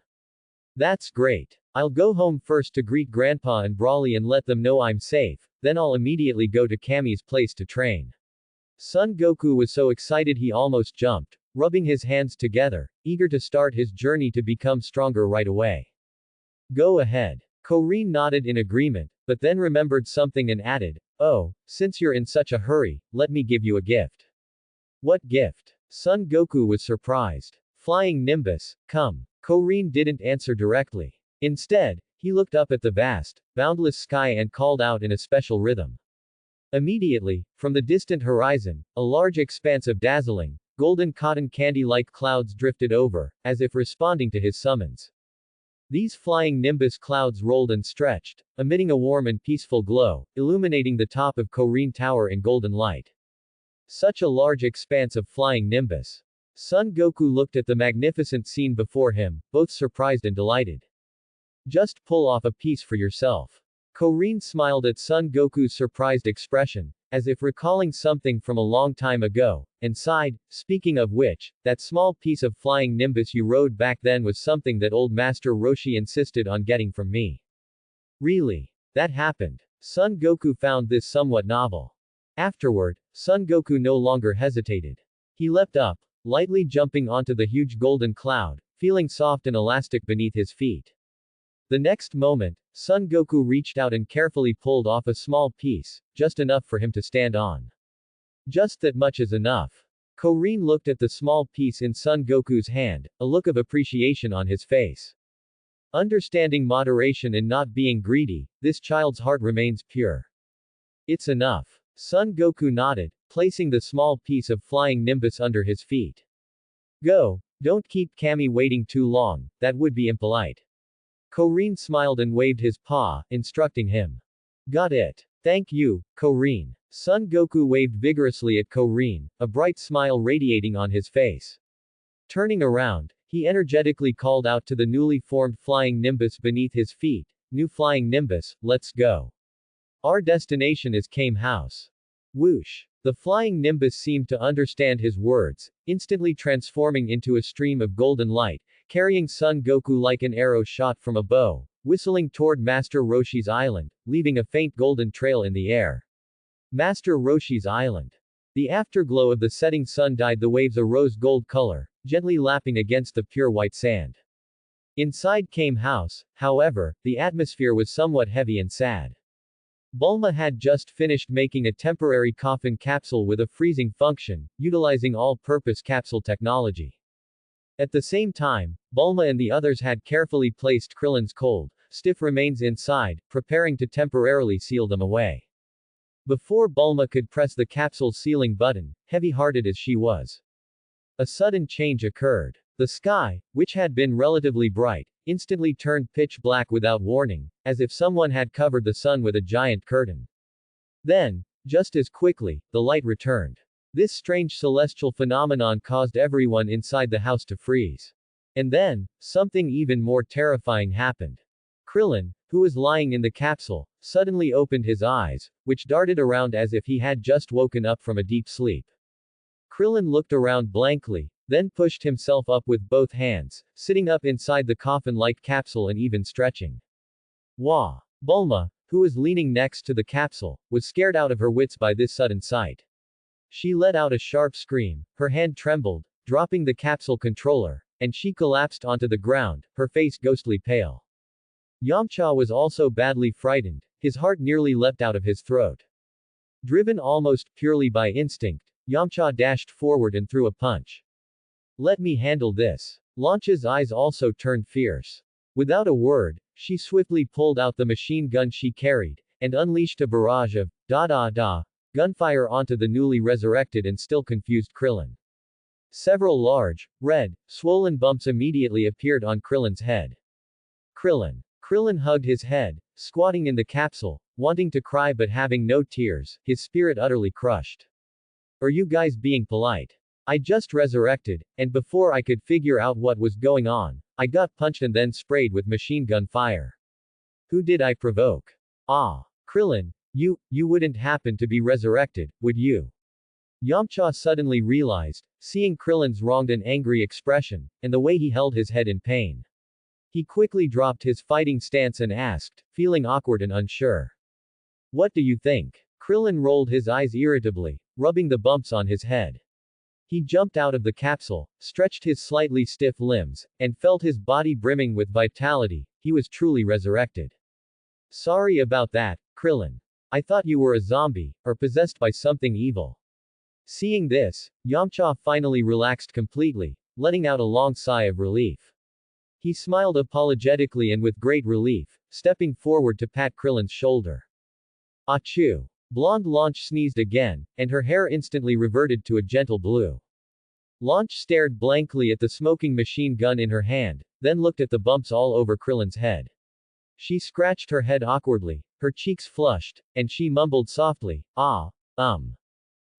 I didn't do anything too extreme, did I? Krillin looked at Launch, whose hair had turned blue again, and then felt the bumps on his head. He could only helplessly wipe away the non-existent cold sweat from his brow. Krillin had long been used to Launch's dual personality, but this welcome ceremony was a little too enthusiastic. But speaking of which, Master Roshi and Tien Shinhan are really efficient. Bulma climbed up from the ground, dusted off her skirt, and showed a look of surprise and admiration. How long has it been? They gathered the Dragon Balls so quickly and successfully wished for Krillin's resurrection. That's amazing. Wait, that's not right, is it?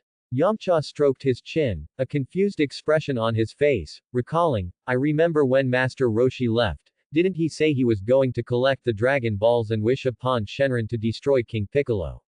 Why did they change it to resurrecting Krillin? Has King Piccolo already been dealt with? Krillin. What are you talking about? King Piccolo. What is that? Krillin was completely bewildered, his face full of question marks. He died early and was completely unaware of what happened afterward. Well, here's what happened. Seeing this, Yamcha immediately pulled Krillin onto a nearby sofa, cleared his throat, and began to recount everything that had happened regarding King Piccolo since Krillin's death, detailing every single event. King Piccolo, he's such a terrifying guy. After listening to Yamcha's account, Krillin's face turned pale with fear, cold sweat beaded on his forehead, and waves of dread washed over him. I was actually killed by one of his subordinates. Krillin touched his own neck, as if he could still feel the fatal choking sensation from that moment. If I had known he was such a terrifying existence, I should have just obediently given the Dragon Ball to that monster. Why did I try to be a hero? I almost truly never woke up again. Speaking of which, where is Goku? Krillin hurriedly asked. Goku was furious when he learned you were killed.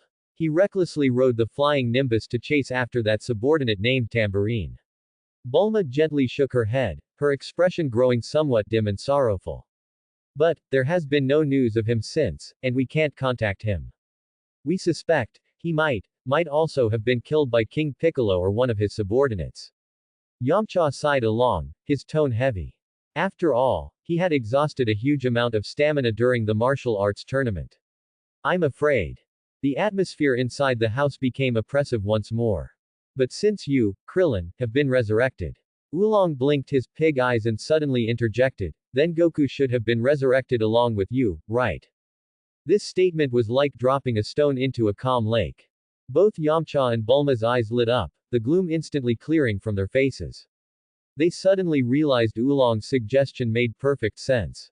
That's right. Even Krillin was resurrected. Maybe Goku was resurrected along with him. Bulma clapped excitedly, her face once again glowing with hope. Exactly. It must be. Yamcha also nodded vigorously, his mood instantly becoming much lighter. The group sat together again, chatting for a while and sharing their experiences and worries since they last parted. Hey, everyone, are you all here? Just then, a call that was incredibly familiar and full of vigor suddenly came from outside. It was Son Goku's voice. It's Goku. Bulma was overjoyed, immediately jumping up from the sofa, her face beaming with uncontrollable happiness. Goku really is resurrected. That's great. I knew that kid wouldn't die so easily. Yamcha also let out a long sigh of relief, pumped his fist vigorously, and showed a heartfelt smile. Squeak. The next moment, the door was pushed open, and Son Goku's short but powerful figure, covered in dust from travel yet full of spirit, entered the room. Krillin. You're resurrected. That's wonderful. Son Goku spotted the lively Krillin instantly, shouted excitedly, dashed forward, and hugged Krillin tightly. Goku, thank you for chasing that monster for me. I'm truly touched. Krillin was moved by Son Goku's sincere friendship, his eyes reddened, his voice choked up, and he vigorously wiped away tears that were about to fall. Goku, were you resurrected by the Dragon Balls too? Yamcha walked over smiling, patted Son Goku's shoulder, and asked in a relaxed tone. Huh? Resurrected? Son Goku was stunned by the question, a confused look on his face. He shook his head and replied naturally, I didn't die. I've been alive the whole time. Didn't die. The smiles on Yamcha, Bulma, and the others' faces instantly froze. They were all stunned, exchanging glances as if they had heard something unbelievable. After a brief moment of stupefaction, Yamcha and Bulma immediately reacted, expressions of sudden realization appearing on their faces. Ha ha ha, I was wondering why Master Roshi and Tien Shinhan were so efficient. Gathering the Dragon Balls and making the wish so quickly. Bulma giggled, nudging the nearby Yamcha with her elbow. So it was Goku who defeated King Piccolo. In that case, there was no need to wish Shenron to destroy him, we just needed to wish for Krillin's resurrection. Goku, you are truly amazing. Yamcha exclaimed with admiration, looking at Son Goku with respect and patting his shoulder hard. You actually destroyed the terrifying King Piccolo. Quick, tell us, how did you do it? It wasn't me. Son Goku shook his head, denying their guess.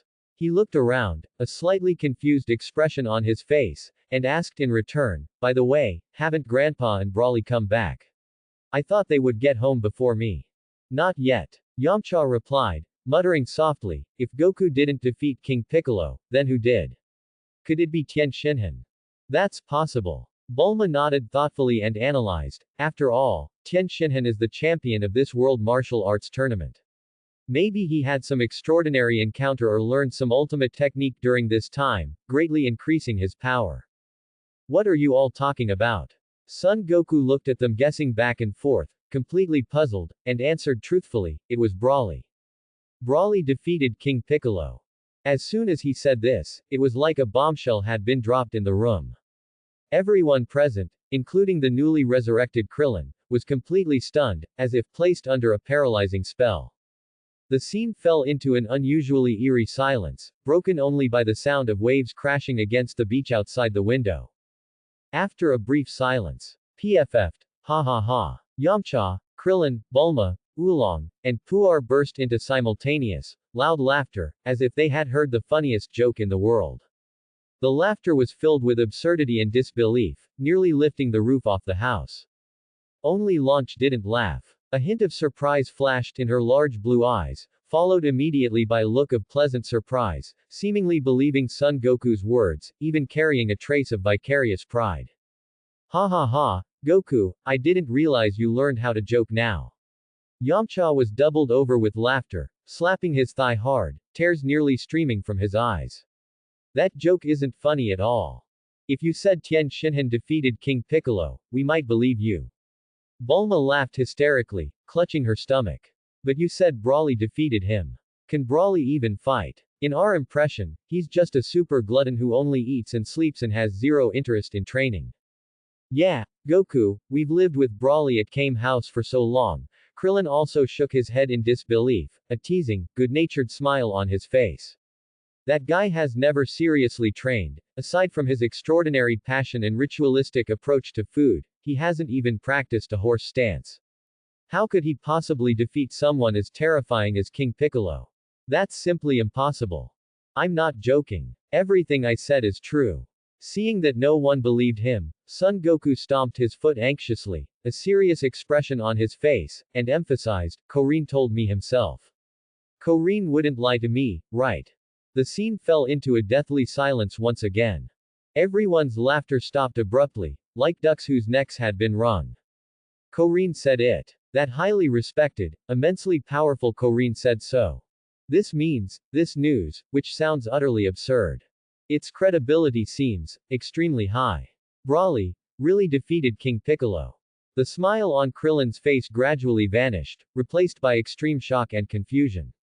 He muttered to himself, as if trying to process this earth-shattering news.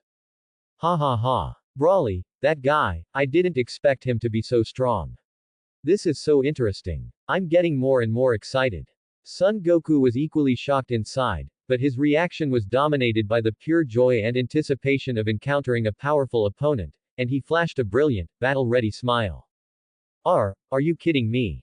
Yamcha gaped in astonishment, feeling his worldview had been severely shaken. He looked at the equally shocked Bulma, then at the serious-faced Son Goku, still finding it hard to believe. That Brawly has already surpassed Goku. It took Bulma a long time to recover from the extreme shock. She instinctively covered her mouth, her eyes filled with disbelief. At that moment, Bulma suddenly remembered something. She sharply turned her head and took a long look at Launch, who had a gentle smile and a hint of faint pride on her face. Could it be? Launch knew Brawly was strong all along. Is that why she showed such obvious affection for Brawly so early and managed to hook up with him? Thinking of this, a trace of complex, slightly sour emotion involuntarily arose in Bulma's heart. How ridiculous of me. I previously thought Brawly might not even be able to beat Yamcha, but the slap in the face came way too fast. Bulma's mind was in a turmoil for a moment, thinking many thoughts. Just as they were talking, immersed in shock and various complex emotions. Buzz buzz buzz. Suddenly, the familiar roar of an airplane engine came from outside. Grandpa and the others are back. Son Goku's ears twitched, and he was the first to react, exclaiming in surprise.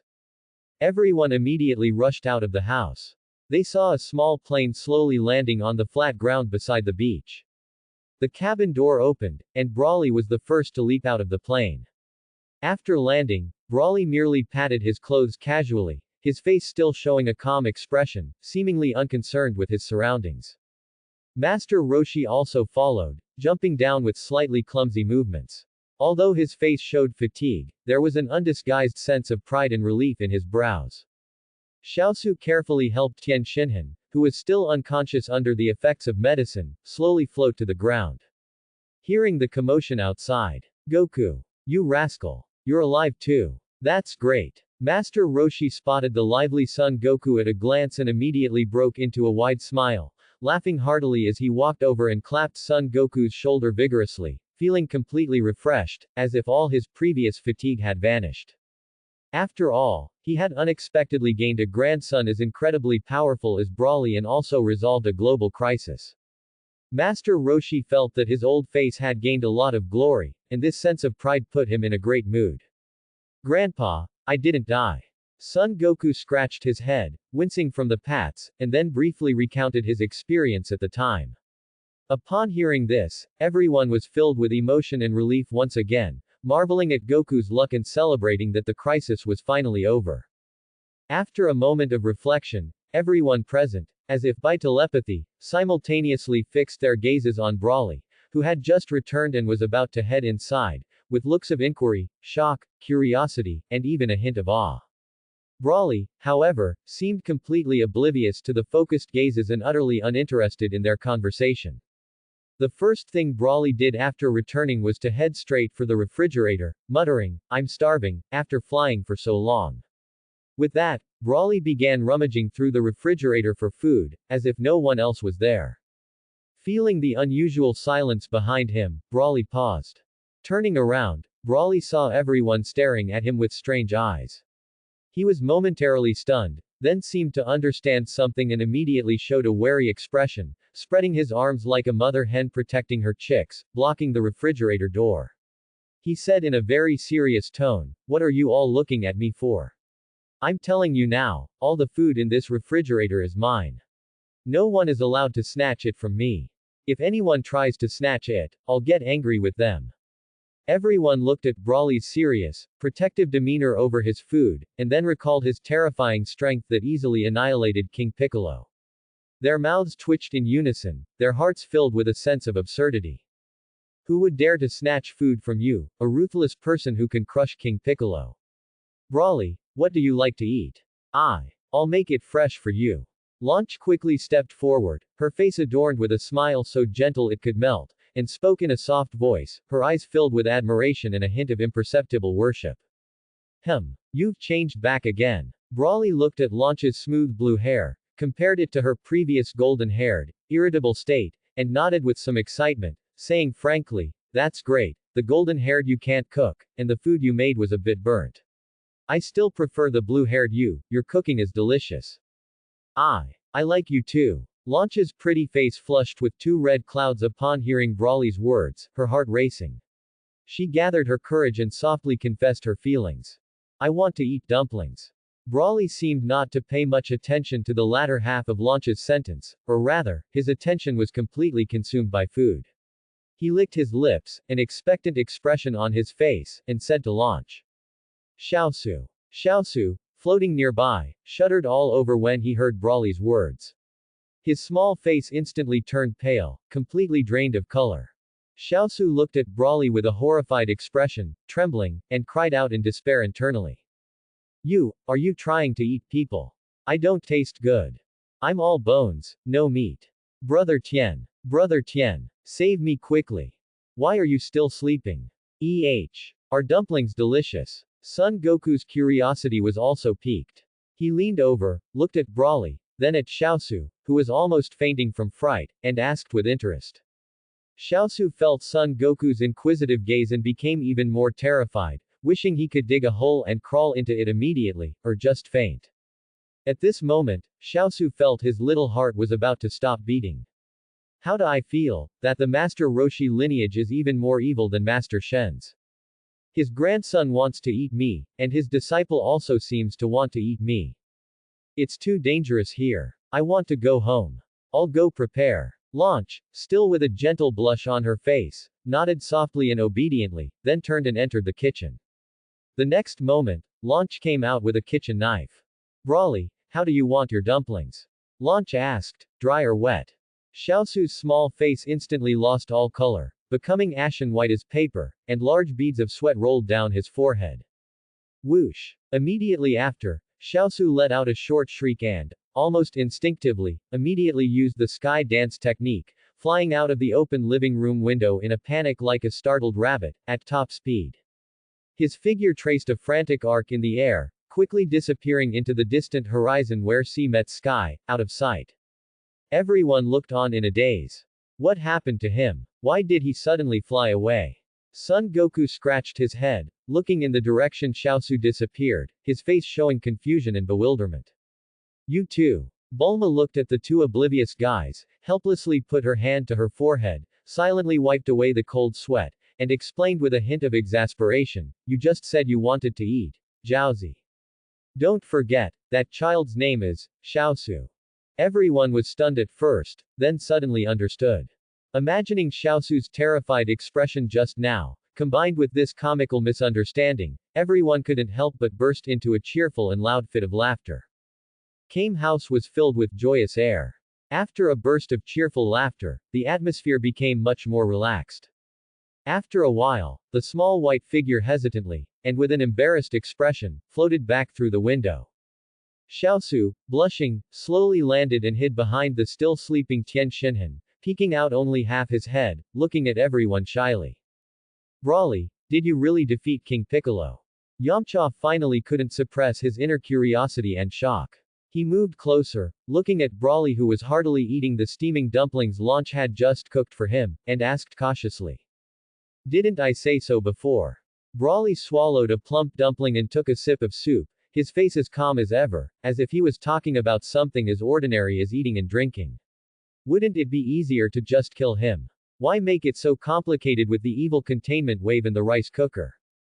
At this moment, Broly's tone even carried a hint of incomprehension towards Master Roshi's overly complicated methods. Hearing Broly's understated reply, everyone was momentarily speechless, at a loss for words. Recalling carefully, Broly had indeed said something similar before they set off, but at the time, everyone thought he was either joking or didn't know his own limits. Unexpectedly, Broly was serious, and he truly had the ability to do it.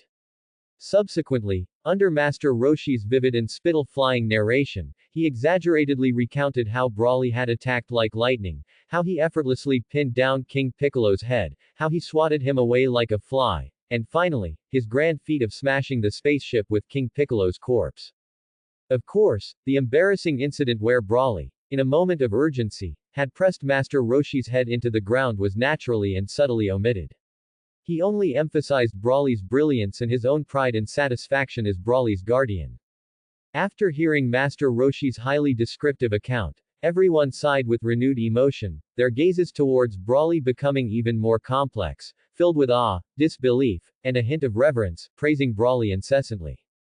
Broly, you're quite something. Krillin bravely stepped forward, grinning as he punched Broly's shoulder, then grimaced and shook his hand, an expression of admiration on his face. I never thought you were so secretive. You usually keep a low profile, but you're so fierce when it matters. I wasn't hiding anything. Broly swallowed his food, looked up, and gave Krillin a simple and frank smile, correcting him, I just don't like to train. I find it boring. But that doesn't mean I'm weak. Broly's logic was simple and direct, as if strength was an innate state that required no effort. But speaking of which, when you fought King Piccolo, you must have used all your strength, right? After all, he's a legendary demon. Yamcha chuckled, taking over the conversation, trying to estimate Broly's upper limit of strength. In Yamcha's imagination, it must have been an earth-shattering struggle. Master Roshi, hearing this from the side, immediately covered his face in agony, turning his head away, unable to bear watching. The same words, the same question. I asked it too. Young man, you're still too young. I advise you not to ask that question. Otherwise, this kid Broly will start with his infuriating bragging again. Sure enough, Broly stopped chewing, thoughtfully scratched his thick black hair, seemingly recalling and calculating carefully, then answered very honestly, no, I only used, probably about 1/10 millionth of my strength. Master Roshi. Master Roshi felt his blood pressure instantly soar, he genuinely couldn't listen anymore. That's not the number you told me before. You swore before that you used 1/10 of 1/10,000th of your strength. It hasn't even been half a day, how did it shrink to 1/10 millionth? How does the bragging get more and more outrageous? Was math taught by the gym teacher? Ah, I think I taught it. Cough cough, cough cough cough. Master Roshi choked on his own saliva, coughing heavily and pointedly twice, while continuously winking at Brawley. Master Roshi was really afraid that if Brawley kept bragging, next time it would become 100 millionth. If you brag too much, you'll be struck by lightning. Old man, what I told you before wasn't quite right. Brawley saw Master Roshi's rich expressions and seemed to understand his meaning, but still with a serious face and a tone of self-correction, he said, because my math has always been bad, and I often make mistakes in calculations. On the way back, I had nothing to do, so I calculated it carefully again, and I feel that using 1/10 millionth of my strength is more scientific for dealing with an opponent of that level. Master Roshi. Master Roshi completely gave up, feeling so tired at heart that he didn't want to say another word. The next moment, Master Roshi silently walked to the corner, picked up a glass of water, and drank it in one gulp, extinguishing the raging flames of complaint within him. Krillin, listening to this absurd conversation from the side, kept wiping the real and imagined cold sweat from his forehead, his mouth twitching uncontrollably. Brawley, my good brother, can we please not brag so seriously? If you said you used 1%, or even 1/10 of your strength, we might barely believe you. 1/10 millionth of your strength. What kind of concept is that? This bragging has broken through the atmosphere and is heading straight for outer space. Really? Brawley, you're amazing. You're so strong with just 1/10 millionth of your strength.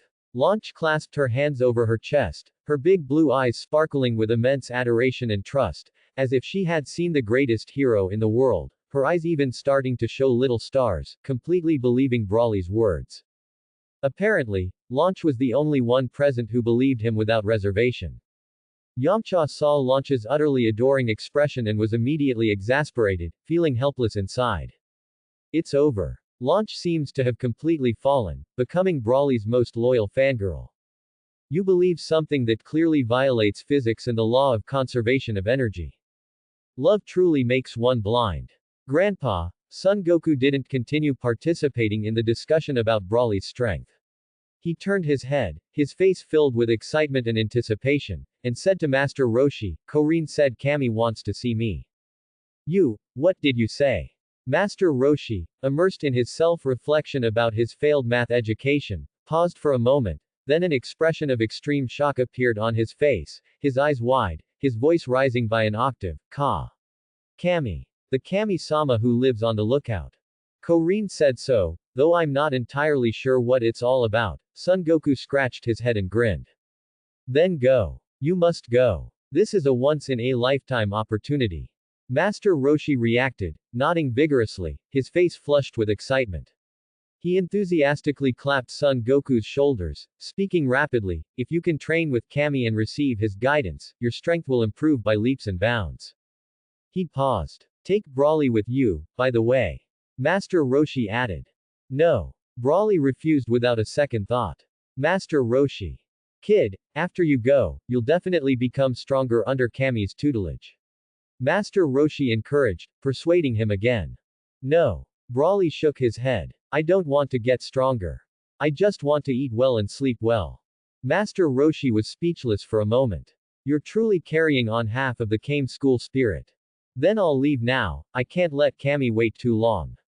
Son Goku replied, then asked Brawley, Brawley, are you really not coming? No. Brawley nodded. Forget it, Goku, just go by yourself. Master Roshi said with a helpless expression, waving his hands repeatedly.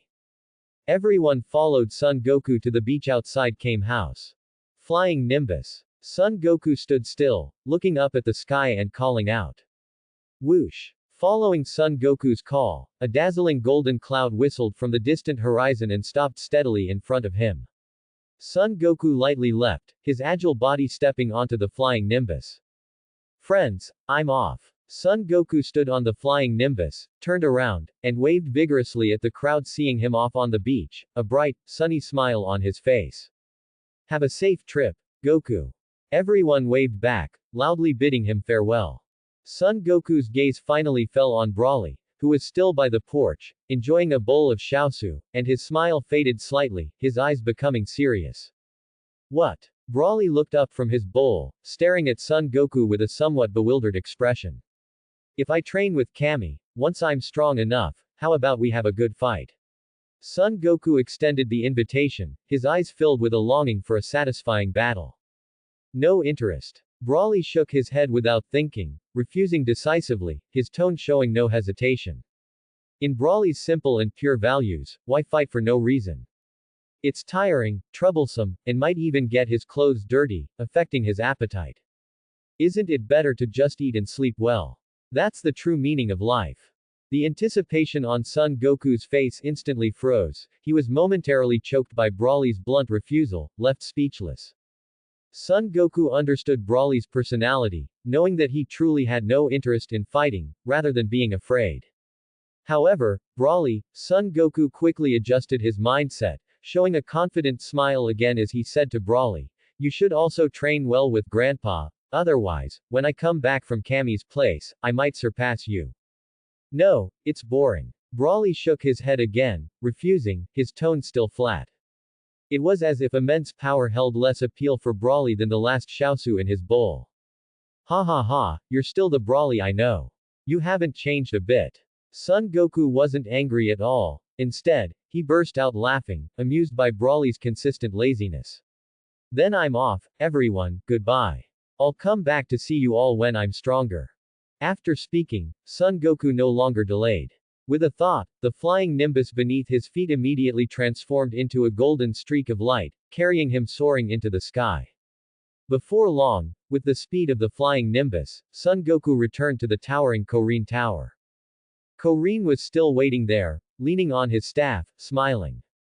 Yajirobe, meanwhile, lay sprawled on the tower floor, rubbing his still somewhat bloated stomach.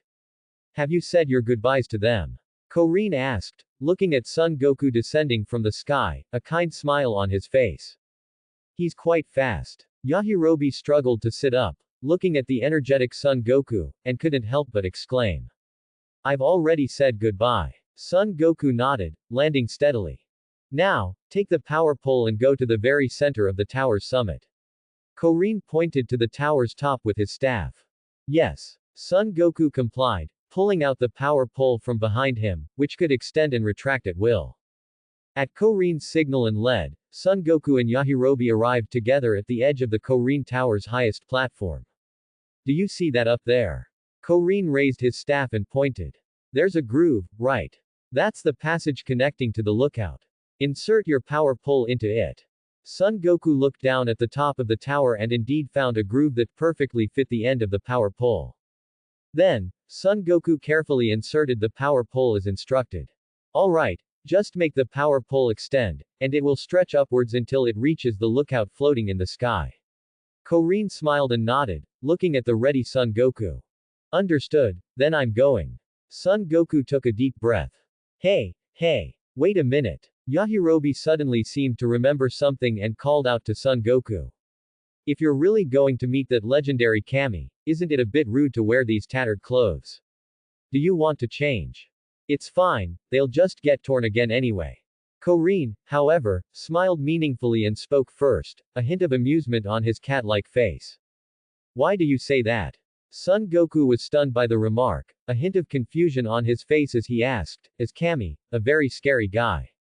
"No, not at all. He is, of course, a very good, very benevolent person." Korin quickly shook his head in denial, the mysterious smile on his face unwavering. "But, he might test you, try your skills and determination. But it's alright, go with confidence, you won't die." "What? I feel like that sounds pretty dangerous too." Yajirobe grimaced as he listened, unable to resist complaining. "It's fine, since I said I'd go see, I can't back out now." Son Goku, however, was lighthearted, shaking his head and no longer dwelling on the unknown dangers, his face once again showing an eager expression. The next moment, Son Goku stopped thinking, gripping the power pole tightly with both hands, and loudly called out to it, "Power pole, extend. Straight up." Whoosh. As Son Goku's words fell, the power pole seemed to be infused with endless vitality, emitting a faint hum, and then began to stretch and lengthen upwards at an astonishing speed. The pole carried Son Goku, like a rocket, suddenly rushing into the higher, more distant sky. The strong air currents blew Son Goku's hair backward, and his clothes clung tightly to his body. This guy seems pretty excited, not scared at all. Yajirobe craned his neck, watching Son Goku's figure on the power pole grow smaller and smaller, and couldn't help but sigh. Yes, he seems to be bottling up a lot of energy, wanting to become stronger, especially wanting to surpass that child named Broly, Korin said with a smile, as if reading Son Goku's mind. Can he surpass him? That Broly sounds strong like a monster, Yajirobe asked curiously. If he follows Kami and trains diligently and works hard, it shouldn't be a big problem, Korin nodded, highly confident in Son Goku's talent and potential. But Korin immediately revealed a mischievous smile and added, however, when he meets Kami, he's definitely going to be shocked. That expression will be hilarious. What do you mean? Yajirobe's curiosity was piqued, and he asked strangely, is Kami's face terrifying? Green face and fangs. Or does he have 3 eyes? In a sense, it is quite terrifying, Korin stroked his whiskers, his smile deepening. And it's a face Goku is very familiar with, one that left quite an impression on him, you could say. Son Goku was unaware of the conversation taking place atop the tower. He clung tightly to the rapidly ascending power pole, traveling for several minutes through the howling wind and piercing thick clouds. Finally, at the edge of his vision, Son Goku saw a magnificent structure, Kami's lookout. It resembled an island with an inverted cone base, quietly suspended 10,000 meters above the ground. Clank. A slight thud sounded as the tip of the rapidly extending power pole connected precisely with a corresponding socket at the base of Kami's lookout, coming to a stable stop. Son Goku skillfully hooked his flexible tail around the ladder dangling from the bottom of the lookout, then used both hands and feet to climb rapidly up the ladder like an orange flash of lightning. When Son Goku's feet finally stepped onto the solid, ancient ground of Kami's lookout, he let out a long sigh of relief and curiously surveyed the mysterious and solemn place. Clouds and mist swirled around the lookout, making it feel like a celestial realm. The first thing Son Goku saw was a figure standing quietly not far away, motionless like a statue. That person had skin as black as ink, wore exotic clothing, had a rounded physique, and showed no expression on his face as he silently watched him. Hey, hello. Although Son Goku was surprised by the person's skin color and attire, he showed his signature, friendly smile and waved hello proactively. Hello. The dark figure also raised a hand and waved mechanically, his voice steady and emotionless, like the deep water of an ancient well. Are you Kami? Son Goku walked forward curiously, examining the person from top to bottom. I am not Kami, the dark figure shook his head and introduced himself. I am Mr. Popo, the attendant of Kami-sama. Come with me, Kami-sama already knows you have arrived, and he wishes to see you. Ah, okay. Son Goku immediately became excited upon hearing he would meet Kami, nodding quickly. He obediently followed Mr. Popo toward the main building of the lookout, muttering excitedly under his breath as he walked. I'm so excited. I'm finally going to meet Kami. Led by Mr. Popo, the two crossed a wide plaza and arrived before the solemn main hall entrance. Wait here, and do not wander around, Mr. Popo instructed Son Goku, stopping in front of the tightly shut hall doors. Yes, yes. Son Goku quickly nodded, standing obediently in place, but his eyes couldn't help but glance around curiously, his heart filled with anticipation and a little nervousness. The next moment, the heavy door of the main hall slowly creaked open. A figure stepped out with steady strides, emerging step by step from the slightly dim interior of the hall into the bright sunlight, clearly coming into Son Goku's view. The moment Son Goku clearly saw Kami's face, the excitement, anticipation, and curiosity vanished instantly, like a receding tide. Son Goku's pupils suddenly shrank to pinpricks, his face turning ashen, followed by expressions of extreme shock, rage, and disbelief. It's King Piccolo. You fool are still alive. Son Goku cried out in alarm, practically roaring the words. With virtually no hesitation, Son Goku's aura instantly erupted, his battle instincts overriding all thought. Immediately after, Son Goku lowered his stance, clenched his right fist, and unleashed a powerful punch, accompanied by a whistling sound of tearing air and the full force of his body, directed toward Kami, who had just stepped out of the hall door and hadn't seemed to fully stabilize. This punch was fueled by rage and struck like a bolt of lightning. Hey! Wait a minute. It's not what you think. Mr. Popo, standing nearby, saw the sudden turn of events and shouted anxiously. Facing Son Goku's earth-shattering punch, the newly revealed Kami showed no sign of panic on his face and didn't even move his feet. Kami simply raised one hand slowly, extending a finger that looked withered but contained unfathomable power, and casually flicked Son Goku's fist, which was wrapped in savage strength. Thwack! A crisp, light sound, like flicking away dust. The next moment, Son Goku felt an utterly irresistible, overwhelming force surge from that single finger, instantly sweeping across his entire body. Son Goku's forward momentum abruptly ceased. He was sent flying backward uncontrollably, like a kite with a broken string, crashing heavily onto the hard floor a dozen meters away, where he rolled several times before finally managing to stop. Mr. Popo, help him up. Kami's expression remained undisturbed as he instructed in a calm, flat tone. Yes. Mr. Popo responded, easily pulling Son Goku up with his dark, powerful arms, and explained in his monotone voice, calm down.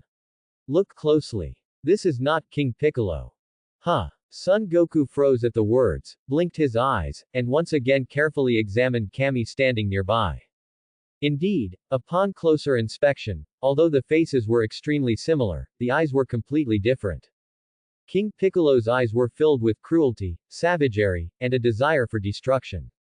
This person, however, had deep, peaceful eyes, conveying a wisdom born of experience and a faint compassion, and he carried not the slightest trace of evil aura.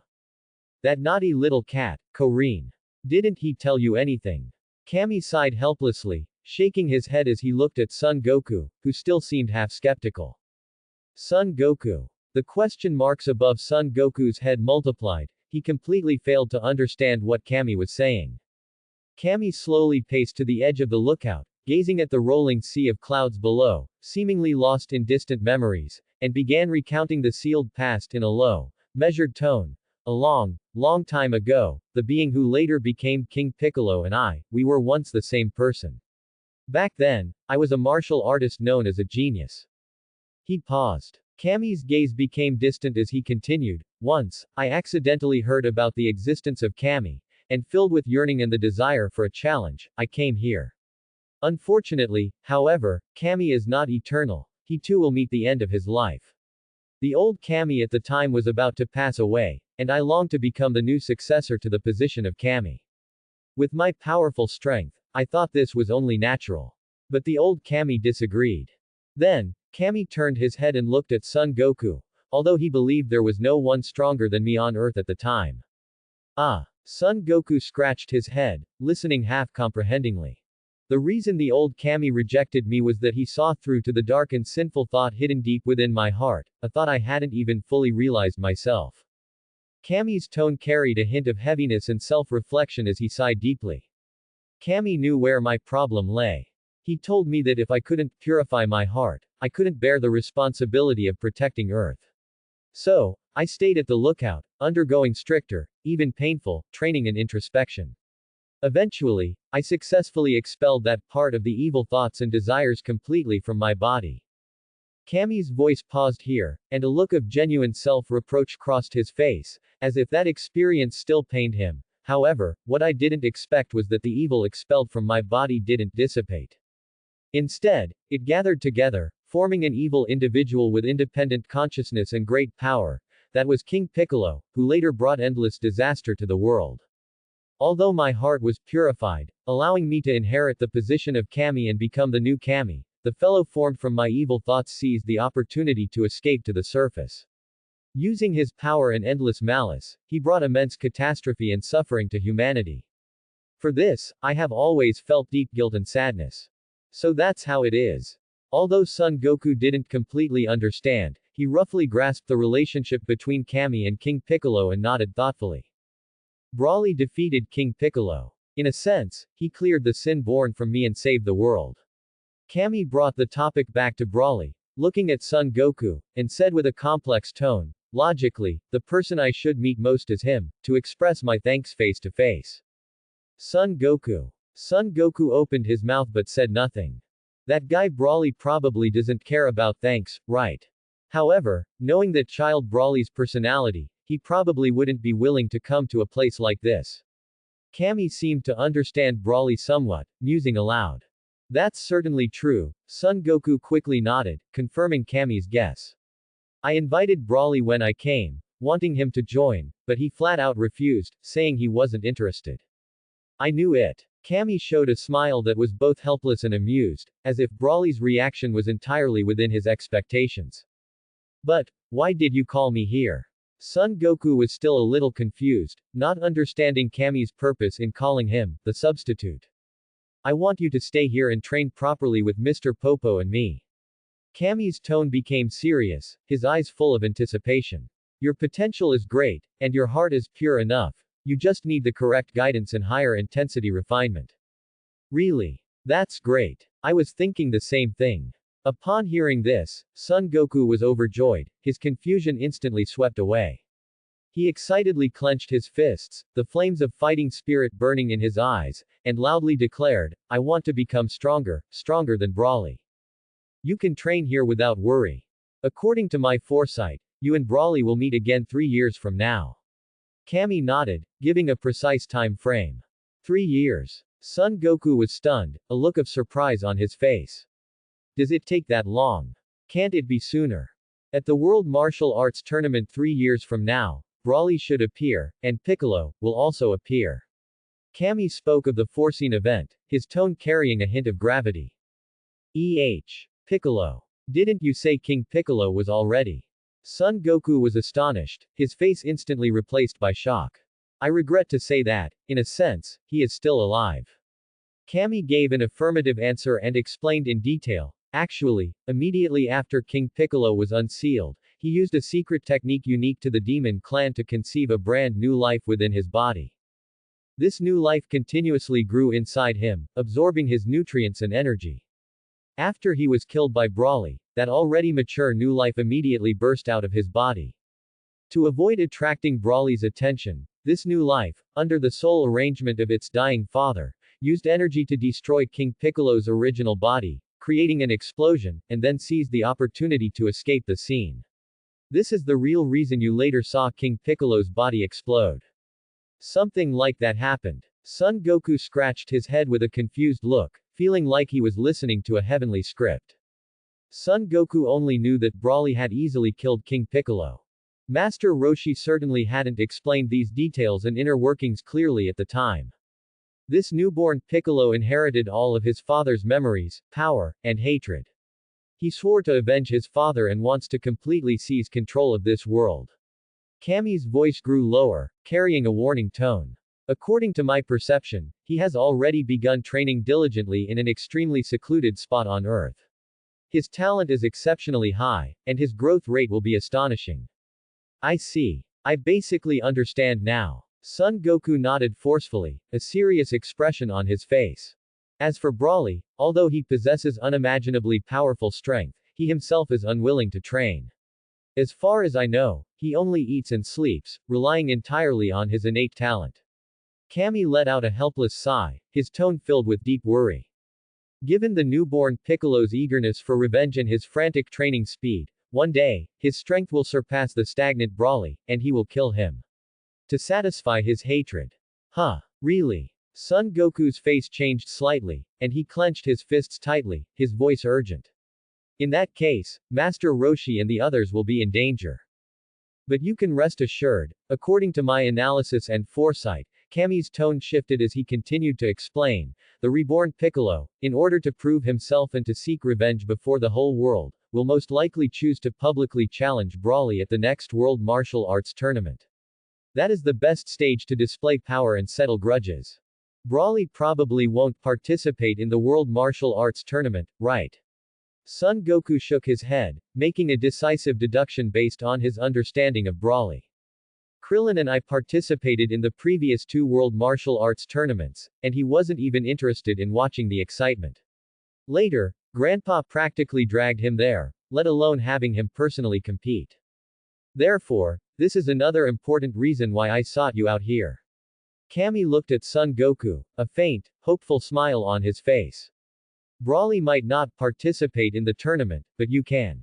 If Piccolo appears and Brawly is absent, Then you can represent Broly and defeat the reborn King Piccolo openly and honorably at the World Martial Arts Tournament. I understand. Son Goku immediately grasped Kami's intention, nodding vigorously, his eyes becoming incredibly firm and serious. Mr. Popo and I, due to the limitations of our identities and rules, both have reasons why we cannot directly fight him. Kami gestured to himself and the silent Mr. Popo beside him, a hint of helplessness in his voice, but then he looked at Son Goku with full trust. So, the important task of defeating that guy and protecting the piece of Earth needs to be transferred from the potentially absent Broly to you. How about it, Son Goku, are you willing to take on this responsibility? No problem. Leave it to me. Son Goku readily agreed without the slightest hesitation, puffing out his chest, his face full of confidence and fighting spirit. Then I'll train hard. I must work hard to become stronger here, surpass Broly as soon as possible, and then defeat that reborn Piccolo. I'll protect everyone. Very good. I'm very pleased that you have such determination and responsibility. Kami was satisfied with Son Goku's attitude, and a approving smile appeared on his face. This kid is simple-minded, has clear goals, and is full of drive. He's much easier to guide than that lazy guy named Broly. If Broly were to come here, let alone training, he'd probably just eat and sleep, turning the lookout into a second Kame house. But before we start training, Son Goku's serious expression suddenly crumpled, revealing a bit of embarrassment. He awkwardly scratched his head, squeezed his legs together, and whispered, I want to relieve myself first. Is there a restroom? The solemn atmosphere was instantly shattered. Kami stumbled, almost falling to the ground on the spot. He quickly steadied himself, pointing with a wry smile to an inconspicuous small door on the side of the main building of the lookout. I can't hold it anymore. Son Goku no longer cared about etiquette, hurriedly, almost bent over, jogging towards the restroom, leaving Kami and Mr. Popo looking at each other on the spot. Kami. Mr. Popo's dark face seemed to show a hint of solemnity. He hesitated for a moment, then asked in a low voice, so you and King Piccolo were essentially the same person. Then, if King Piccolo, or his reborn individual, is truly defeated and killed, will you, Kami, also die? This is an unchangeable rule, and it is the consequence I must bear. Kami's expression returned to calm, but there was a hint of relief and resolve deep in his eyes. There is no other way. It's all my fault for leaving this route of disaster back then. I must take full responsibility for it. A god cannot commit suicide, so I have been waiting for a long time, waiting for someone to appear to help me completely break free from this bondage and eliminate the evil born from me. Popo. Mr. Popo fell silent, lowering his head, an unspeakable sadness welling up in his heart. Actually, that child Broly is truly powerful. He possesses a strength I have never seen before. Kami then looked into the distance, as if he could penetrate the clouds and see the figure feasting at Kame house, sighing deeply, a hint of regret in his voice. I thought King Piccolo would be completely killed by him, ending that evil red along with him. But unfortunately, Piccolo seemed to have already planned a retreat, conceiving new life in advance. Now, I hope the upcoming heavy responsibility will be borne by this potential young man, Goku.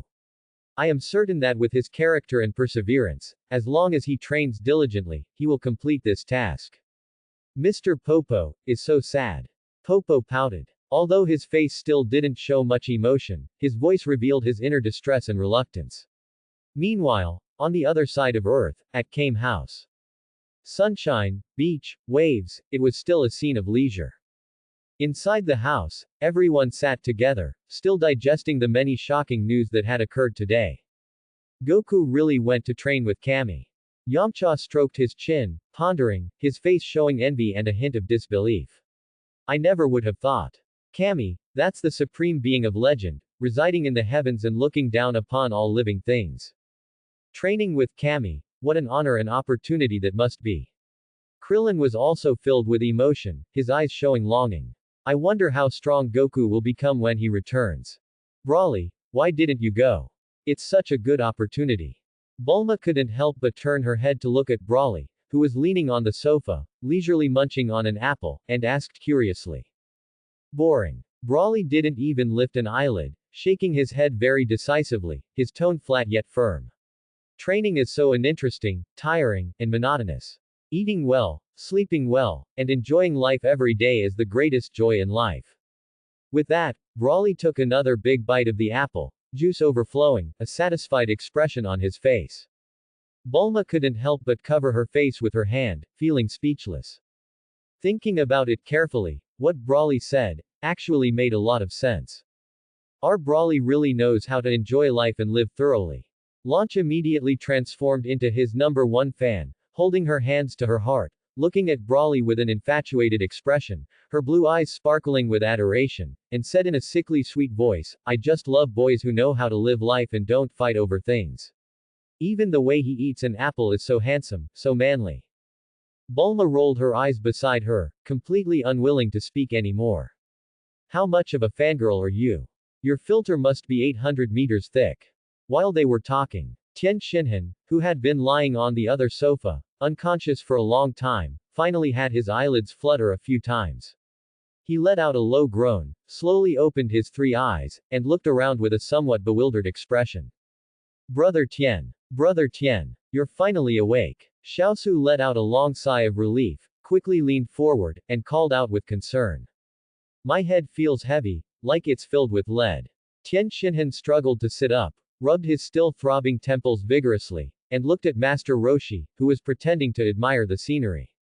His tone was a mix of helplessness and confusion. "Master Roshi, what exactly did you spray on me earlier? The medicine is too strong, isn't it?" "Hee, it's nothing, it's nothing.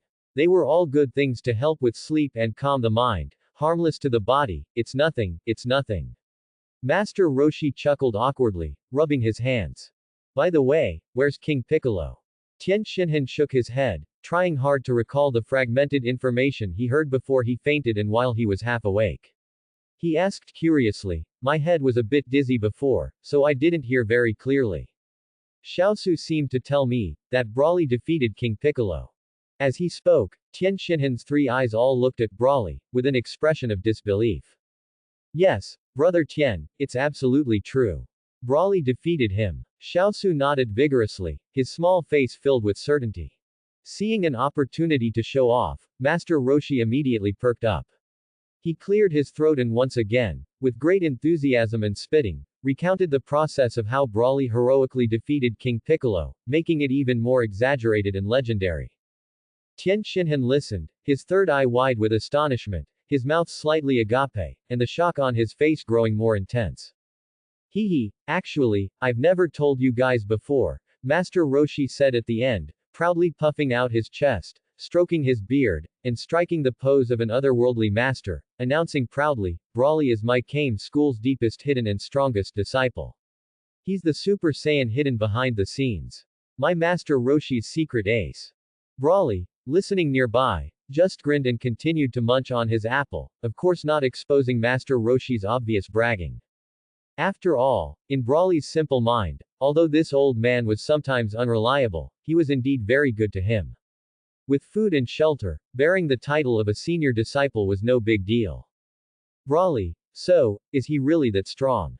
Tien Shinhan exclaimed in admiration, his gaze towards Brawley completely changed from indifferent to an ardent curiosity and an indescribable fighting spirit. "Also, Tien Shinhan, you still don't know," Krillin excitedly added from behind, "Goku has already gone to Kami's lookout to train with Kami.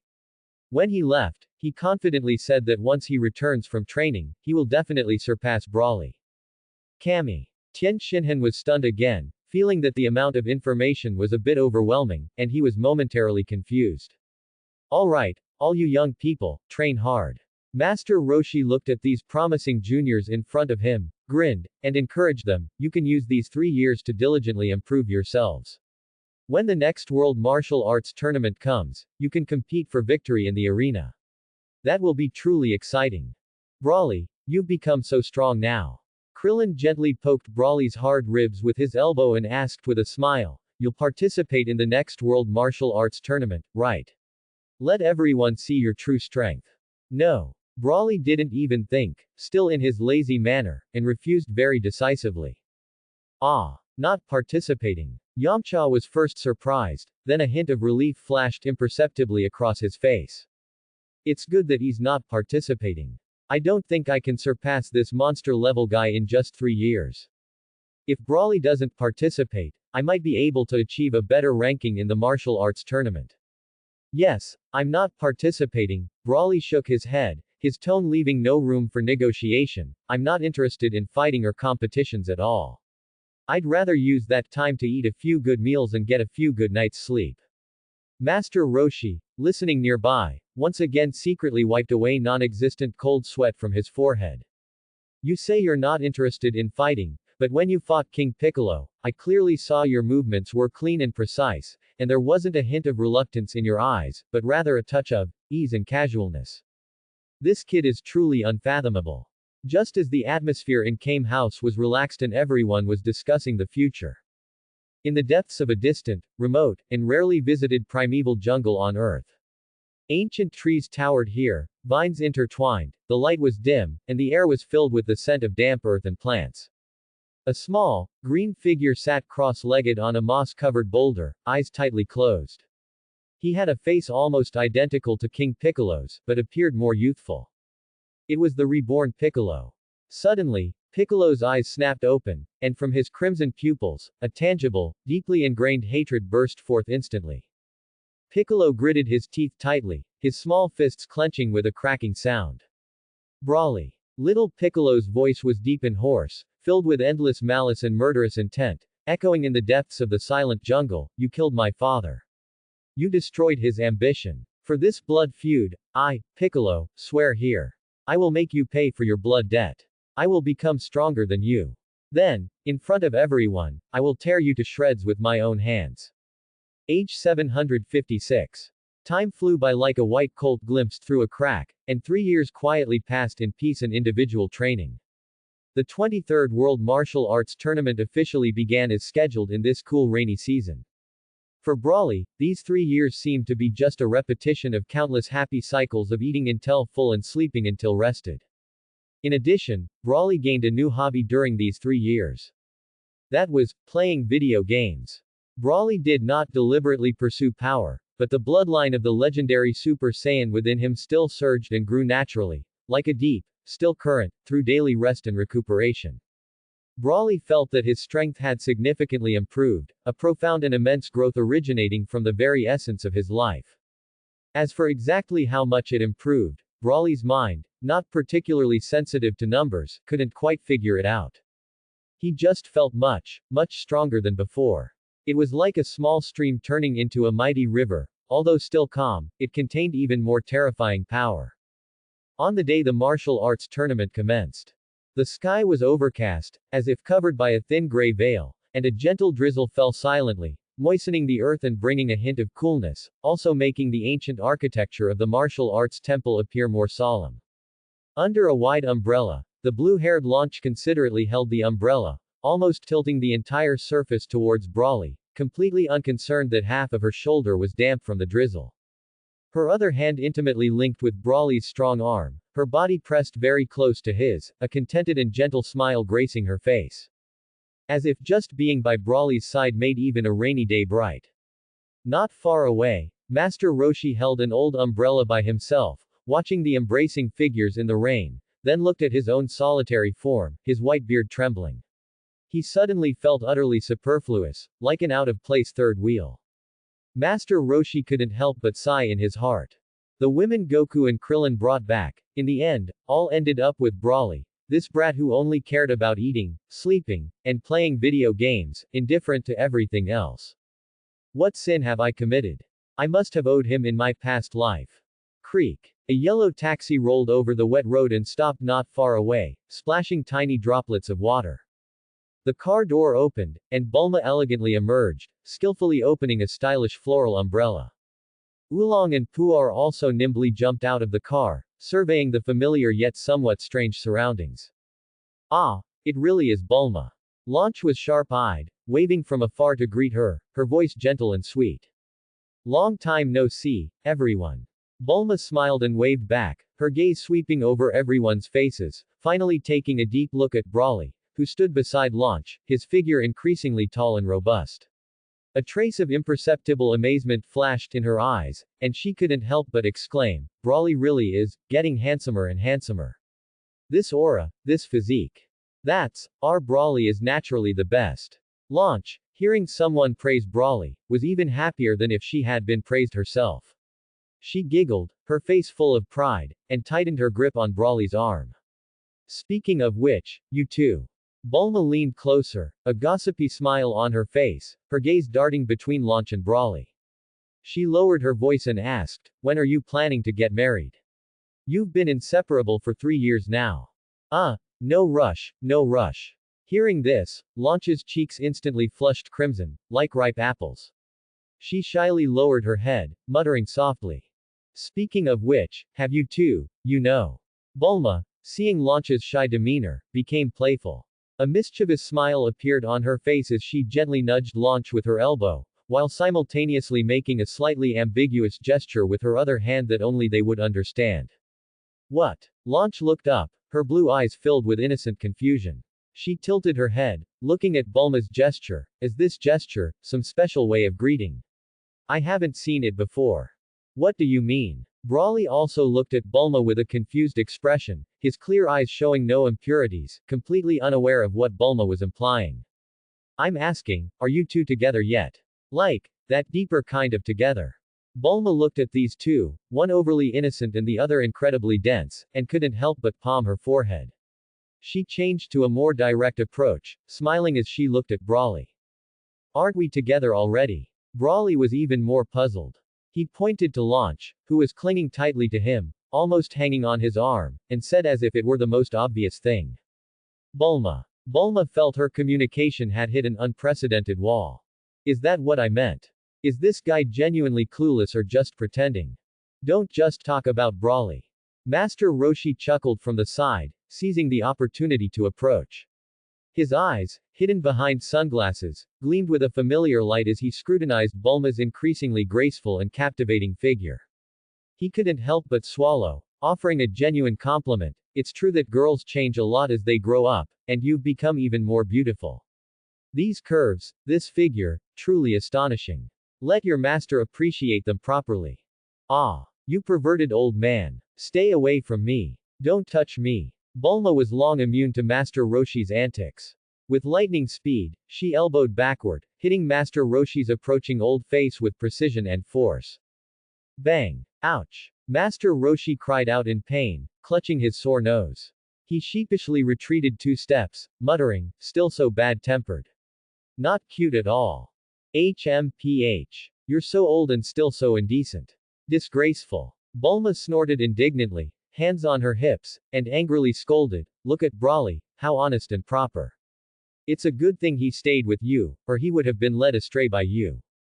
Him. That insensitive blockhead. Master Roshi glanced at Brawley, who was still clueless, and let out a long, meaningful sigh, his tone filled with the exasperation of hating iron for not becoming steel. He has such a charming, gentle, and considerate beauty by his side every day, for 3 years. And what's the result? Every day, all he thinks about is eating together, sleeping together, and playing games together.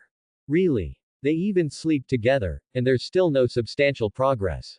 Bulma's eyes widened in surprise upon hearing Master Roshi's words. She covered her mouth with her hand, as if she had heard something incredible, and scrutinized Brawley up and down with an expression usually reserved for prehistoric creatures. They haven't even kissed. How do they resist? Their self-control is too strong. Perhaps they don't know the specific operational procedures. Or, they don't know where to put it. Master Roshi pinched his chin, adopting a pensive expression, and lowered his voice to seriously analyze in Bulma's ear. Bulma's pretty face instantly flushed, as if on fire. She glared at Master Roshi irritably. Your words are a bit hard to respond to. You old pervert. What are you two talking about? Brawley listened to them whispering, not understanding a single word. My mother used to tell me. Launch then raised her flushed cheeks and said in a very serious, almost educational tone, if a girl and a boy kiss, they'll have babies, so, such an important thing must wait until we're married. Saying this, Launch nodded forcefully, as if emphasizing the seriousness of the matter. Bulma felt a wave of dizziness after hearing this, almost fainting on the spot. Holding her forehead, she completely gave up on speaking. What in the world is going on? This education is far too old-fashioned. Master Roshi watched the two dorks from the side, only able to continuously shake his head and sigh, feeling utterly exhausted. After a brief silence, Bulma seemed to remember something and leaned into Master Roshi's ear again, asking in a voice only they could hear, then, what about the blonde launch? Isn't she more proactive? Could it be that even she? Thanks for watching.